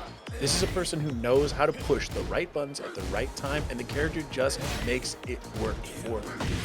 There's nothing cheap about it. It just happens to be like, damn, I got body. And it sucks when you play a person like that and you lose to like Machine Gun Wizzy, because you almost don't feel like there's anything you could have done. Those are the most demoralizing kind of players. Speaking of demoralizing, JoeCrush trying to pull out the Peter Griffin Nice parry. out of here, trying to make Wizzy into a family guy and try to turn this tournament on its head. He's got kind of a Frankenstein vibe to him too. I kind of like that. He's a monster.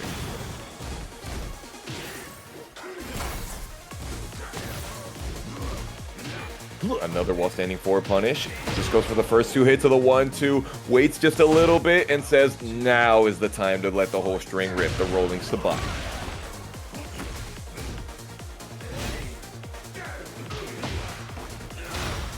Wow, what a duck from Wizzy right there. And a great punish. Could have got launcher, but get what you can. Nice one. Yeah, that's not the first time that we've seen that tonight. We actually saw that in losers finals as well. Him being able to get the electric mech godfist punish on the running too.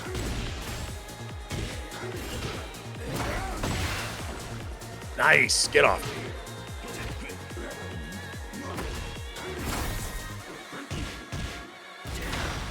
Okay, Thunder Slash. JoeCrush not wanting to duck right there. And Wizzy says, another one. Oh, come on. Just a few more touches. Wizzy is just waiting for JoeCrush to whiff, and Joe says, that's just not gonna Oh, you're happen, close. brother.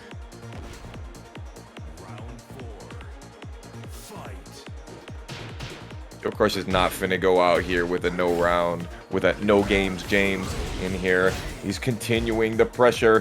Wizzy trying to go the running too. These guys are playing up close and personal.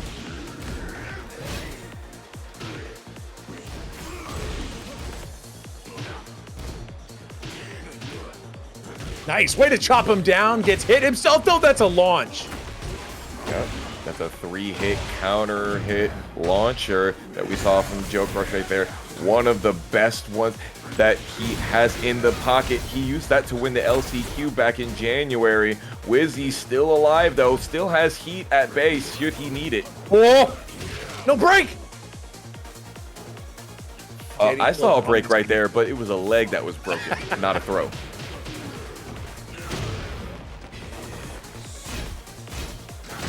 Switch turning on the heat, and JoeCrush turning on a burner of his own, just trying to press forward, getting the heat dash. JoeCrush has the ability to use some heat of his own. Juggernaut hook.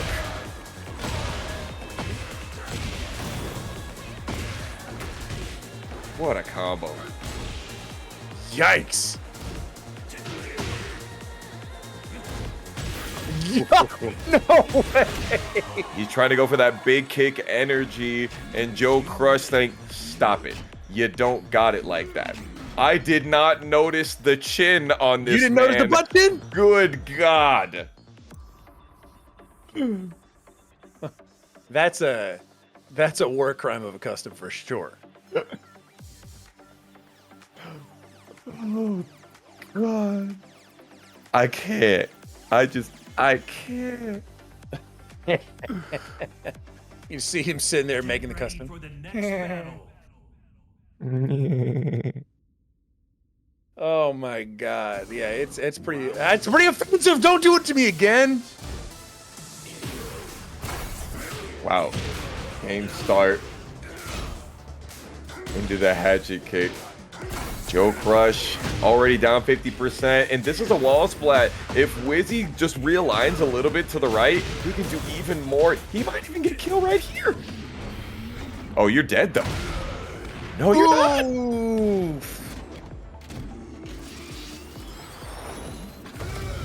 The toe tap wasn't enough to kill Joe. He is going to get 13 health back, basically more than the amount that he took. Wizzy just tried to go for the 1-2-1, and Heat Smash gets so much life back. The life deficit has swung wildly. Oh my God, I was gonna say, if that's what it takes to come back, I was gonna be pretty upset.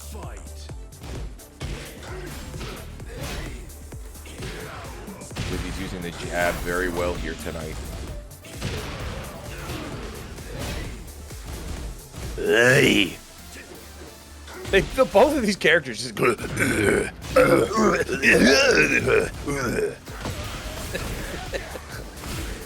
God help these voice actors in the booth, man. Oh, the launch! Got him. And the wall? The JoeCrush special, and he could have gone through the wall there as well. It would have balcony broken.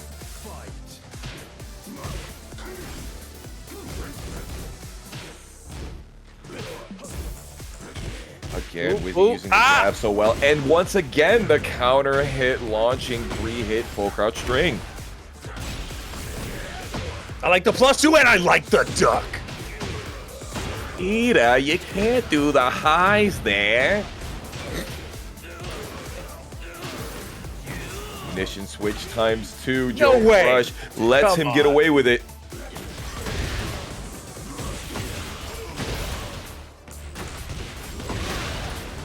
So much damage. Look how much recoverable life Joe has gotten back, and just pressing down, destroying Lil Tim right there. Yo!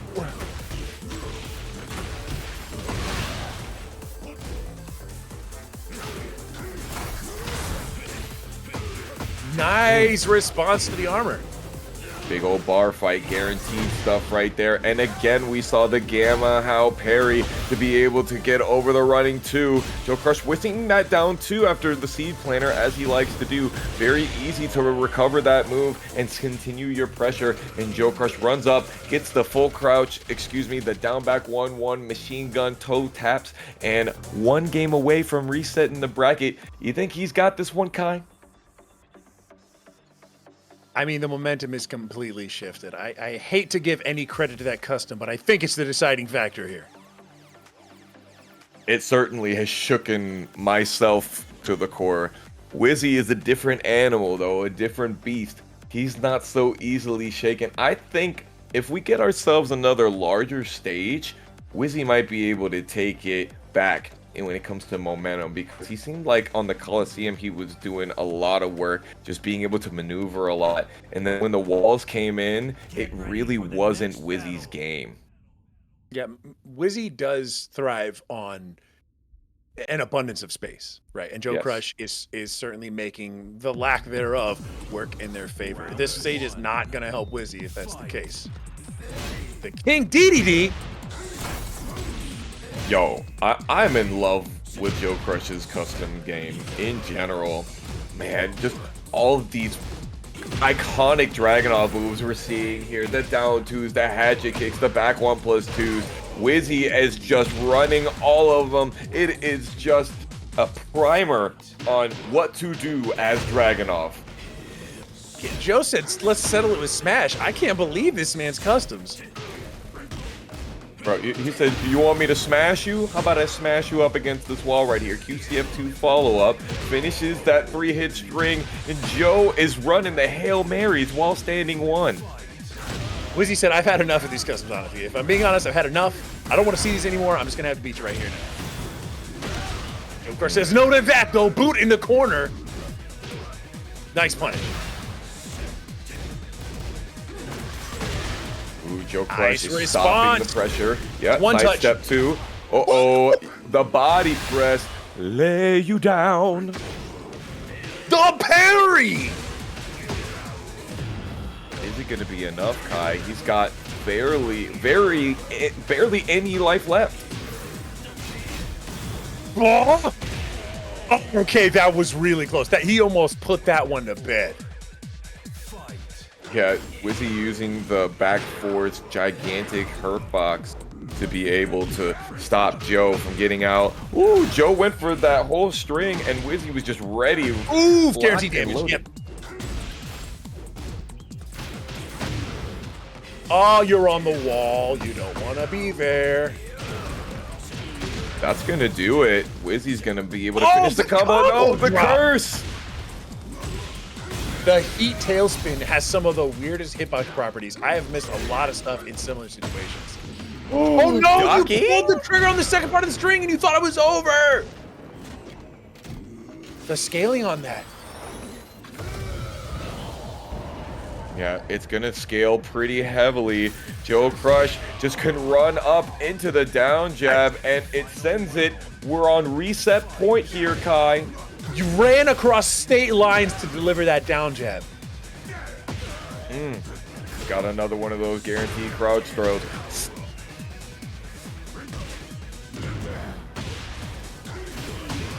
Ooh, hail slicer. Oh, and Nice JoeCrush says, fires back to the no. frame. I do not care if you're +7. You could be +50. You better use those frames if you got them. Oh! Ignition switch again. He's got Joe with his back to the wall. He gets the wall splat. Yes! He's going to be able That's to a finish it off. We got a game 5 coming here. Oh my goodness, we are sending this one all the way to the end of Grand Finals. JoeCrush looking to send it to a reset. Wizzy looking to go home and just relax, man. Just chill. We got our juicy duelist, the TO extraordinaire out here. He's like, please no reset, please no reset. And I would just like to say, last week, I was supposed to commentate Wizzy versus JoeCrush. I got sick right before the set, and I was like, Tento, you got to pop in for me, man. So Tento had the ability to run it. So now I say this is my turn, and I want as many games as I want. This is Wizzy versus JoeCrush. These are some of the most aggressive, best defense, best competitors in North America right now. I want all of the games. I want all the smokes. Give me that reset, Joe. Bring it back. All right, chat. If you want the reset DLC, post your CC details in the chat.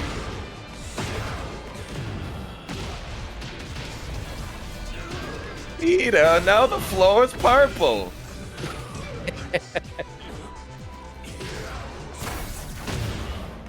Ooh, he was able to get a dirty bubble off of the jab. Very interesting. And the rolling sabbat. Oh my god, that has just been so many wall splats from that move. Counter hit 1-2-1. It's so freaking good. Nice forward 3. No, that's gonna do so much damage if Joe can get over to a wall. Oh, come on. You're a foolish fool. This is nigh unacceptable. And you stepped on him. The strong aerial spin was too far away because Joe had done one too many of them. 6 seconds remaining. You're out of time. Wizzy went for the aerial. He got floated and then sent. Thank goodness. Oh my gracious. god. The 10-hit string into the shoulder. Joe knows it very well. And again, getting the Gamma into Meg Godfist. Wow. Not going Wizzy's way right now.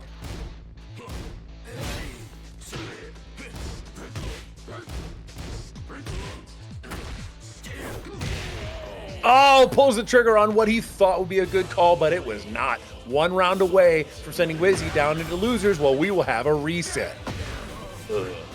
Got that guaranteed.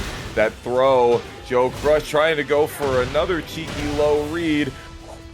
Talk to the hand, my man. It's been working. It just works. Oh, Speaking he of just dropped working. the combo. Dude, that was the game-winning combo right there. Wizzy now turning on the burner, trying to broil this man, JoeCrush.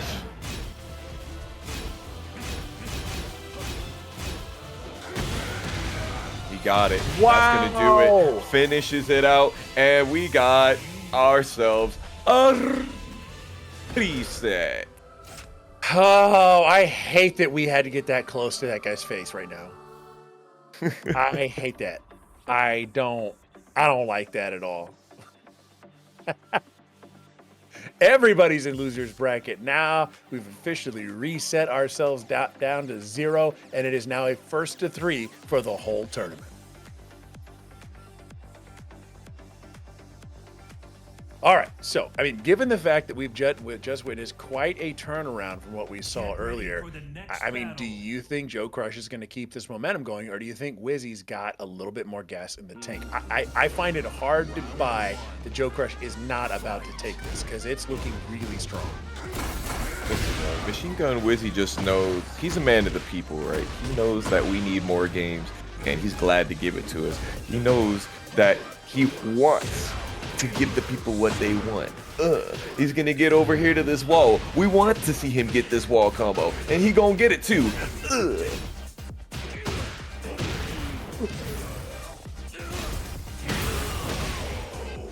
You gotta bring back the Peter, man. Now win pose? What the? That freeze frame? Really weird stuff. That was uppercut. that was quite the pose. Spider cheeks over here. Trying to step, and Gamma 4 was able to realign. Ooh, we're in the DVD corner.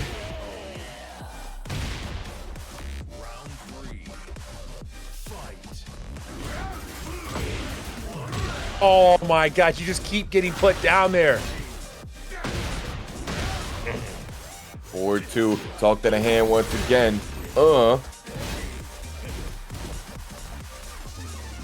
Again, look at him using the jab so efficiently. Good God. Oh, and what can you do? Nice, the back sway blow. That one is just a classic for the Dragunov playbook. While standing 4 into the backswing.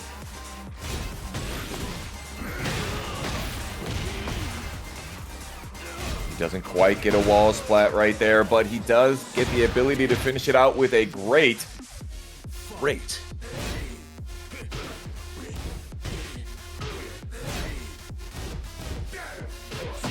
Whoa! Nice, doesn't get the wall though.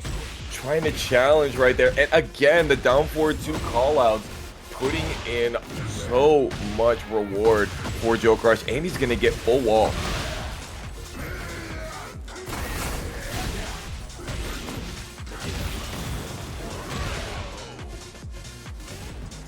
Man, oh man, even this first game is it's like everything's down the wire right now. Yep, going final rounds.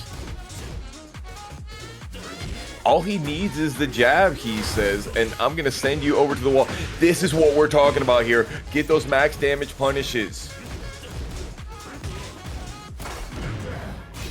Oh, man.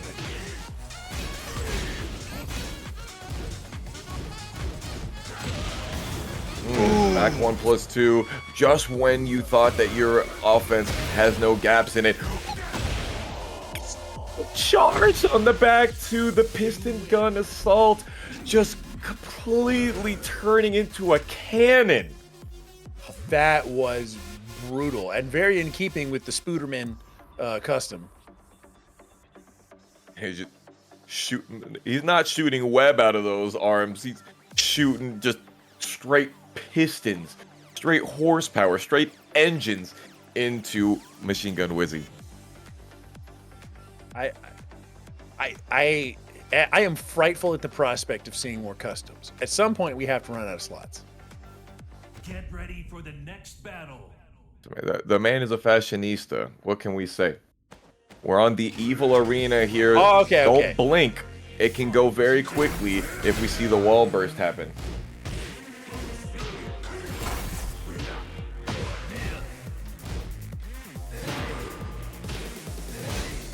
Hey.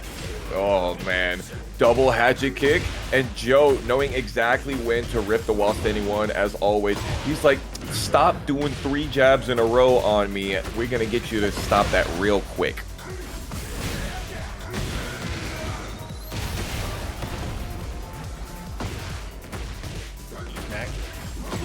Ow.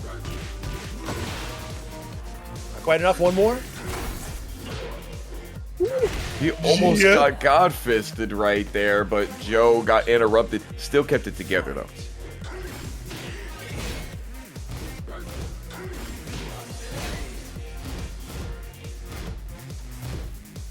Was he not really deviating from the game plan of using those jabs to stop Joe from trying to press on his immediate timing?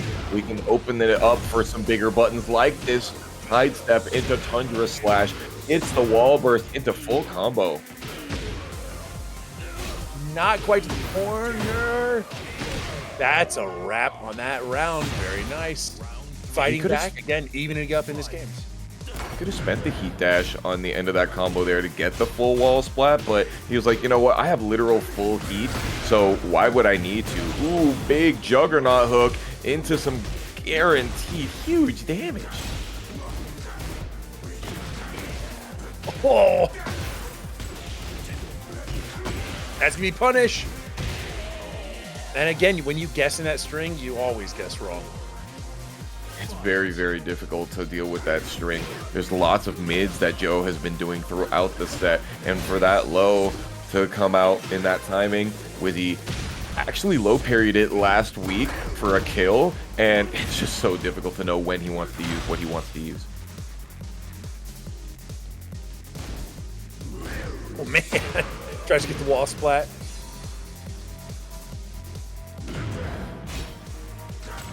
Wizzy is backdashing on some pretty slow timing right now, trying to slow down the pace of the game, but was just on axis to be able to get hit by the wall burst.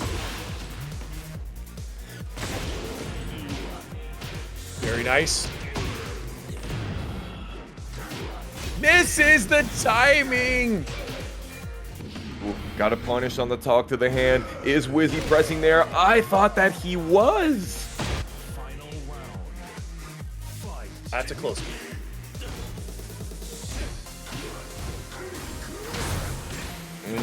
Got him trying to press that particle barrier. How about some particles on my fist in your face? Oof. Close this one out. I think You know he pressed something. No, you wouldn't want. Again? Wow. Bro, the sidestep makes it look like he's pressing something like a wall. I could have sworn I saw a wall. I saw his fist move. Double desperation failure. Back-to-back rage arts go down hard, evening it up 1-1 here in the reset of our grand finals. Certainly seems to be a bit of it, but I think you were really right when you called out earlier. Machine Gun Wizzy simply is not changing the game plan. He's like, look, man, if I just do the game plan right, it's going to work. If I just do it right. He is doing it really well, too. Really running the Machine Gun Wizzy game plan. Back 4-3 when it counts. Those whiff punishes are doing great. We're not seeing quite as many of them as we have perhaps in previous tournaments. And the 1-2-1 counter hits have kind of stopped coming out as often in this set, in the reset. But you have to be sure they are always a possibility.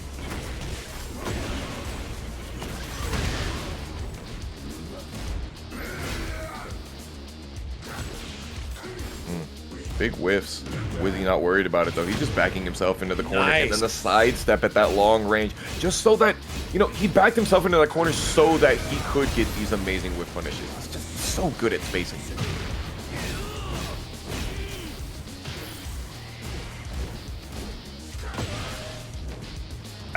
Oh, misses the boot. Very, very nice. I really like this custom. It's from a little-known Italian film, Robot Policeman. Robot Policeman. Yes. I know it well. Cough, cough. Jackhammer doing that work. 1-2 again. Machine Gun Wizzy in his jab is like peanut butter and jelly right now.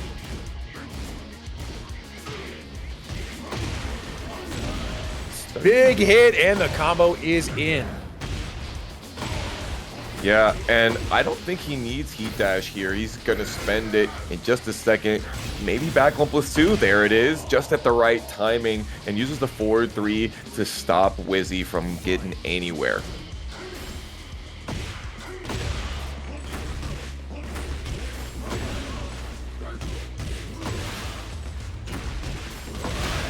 Another big old combo for JoeCrush, crushing half of Wizzy's life core. And again, back 1+2, not getting punished by Wizzy. However, he does get this great throw, which allows us the side step, or excuse me, the side switch.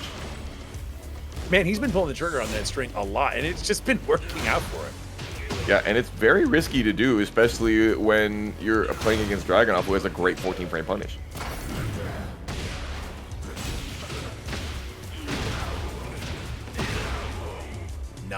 Nice. Getting close to this game 3 completion here. Going up 2-1 against Joe will be big. It's a very huge strength of Dragunov that almost all of his wall standing punishment allows him to wall splat or launch. Big wall standing 1 launcher here. JoeCrush getting the Patriot Fist almost into a wall.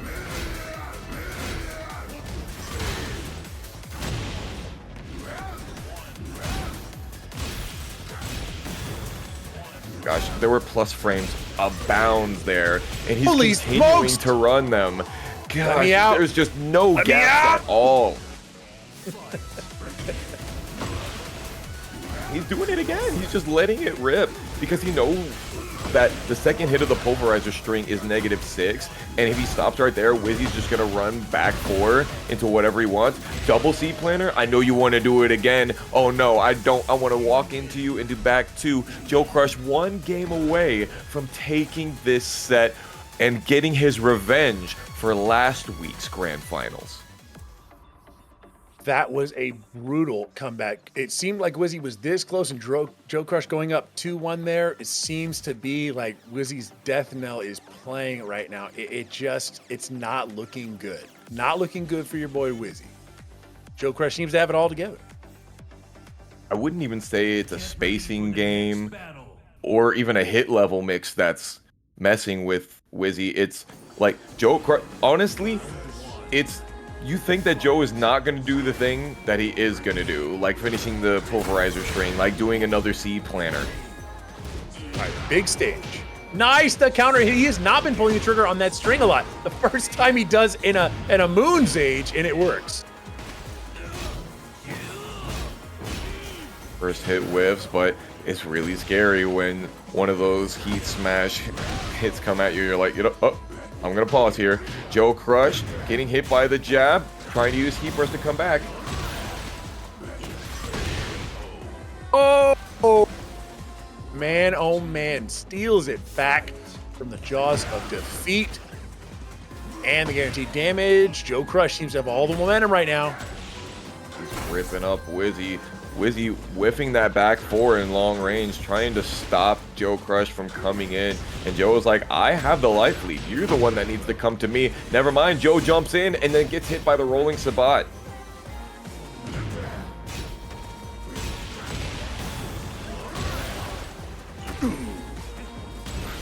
A lot of damage on the heat dash. Wizzy is in trouble here. JoeCrush is now on tournament point after that 2-3 finisher. Nowhere left to go. You got to do something here, Wiz.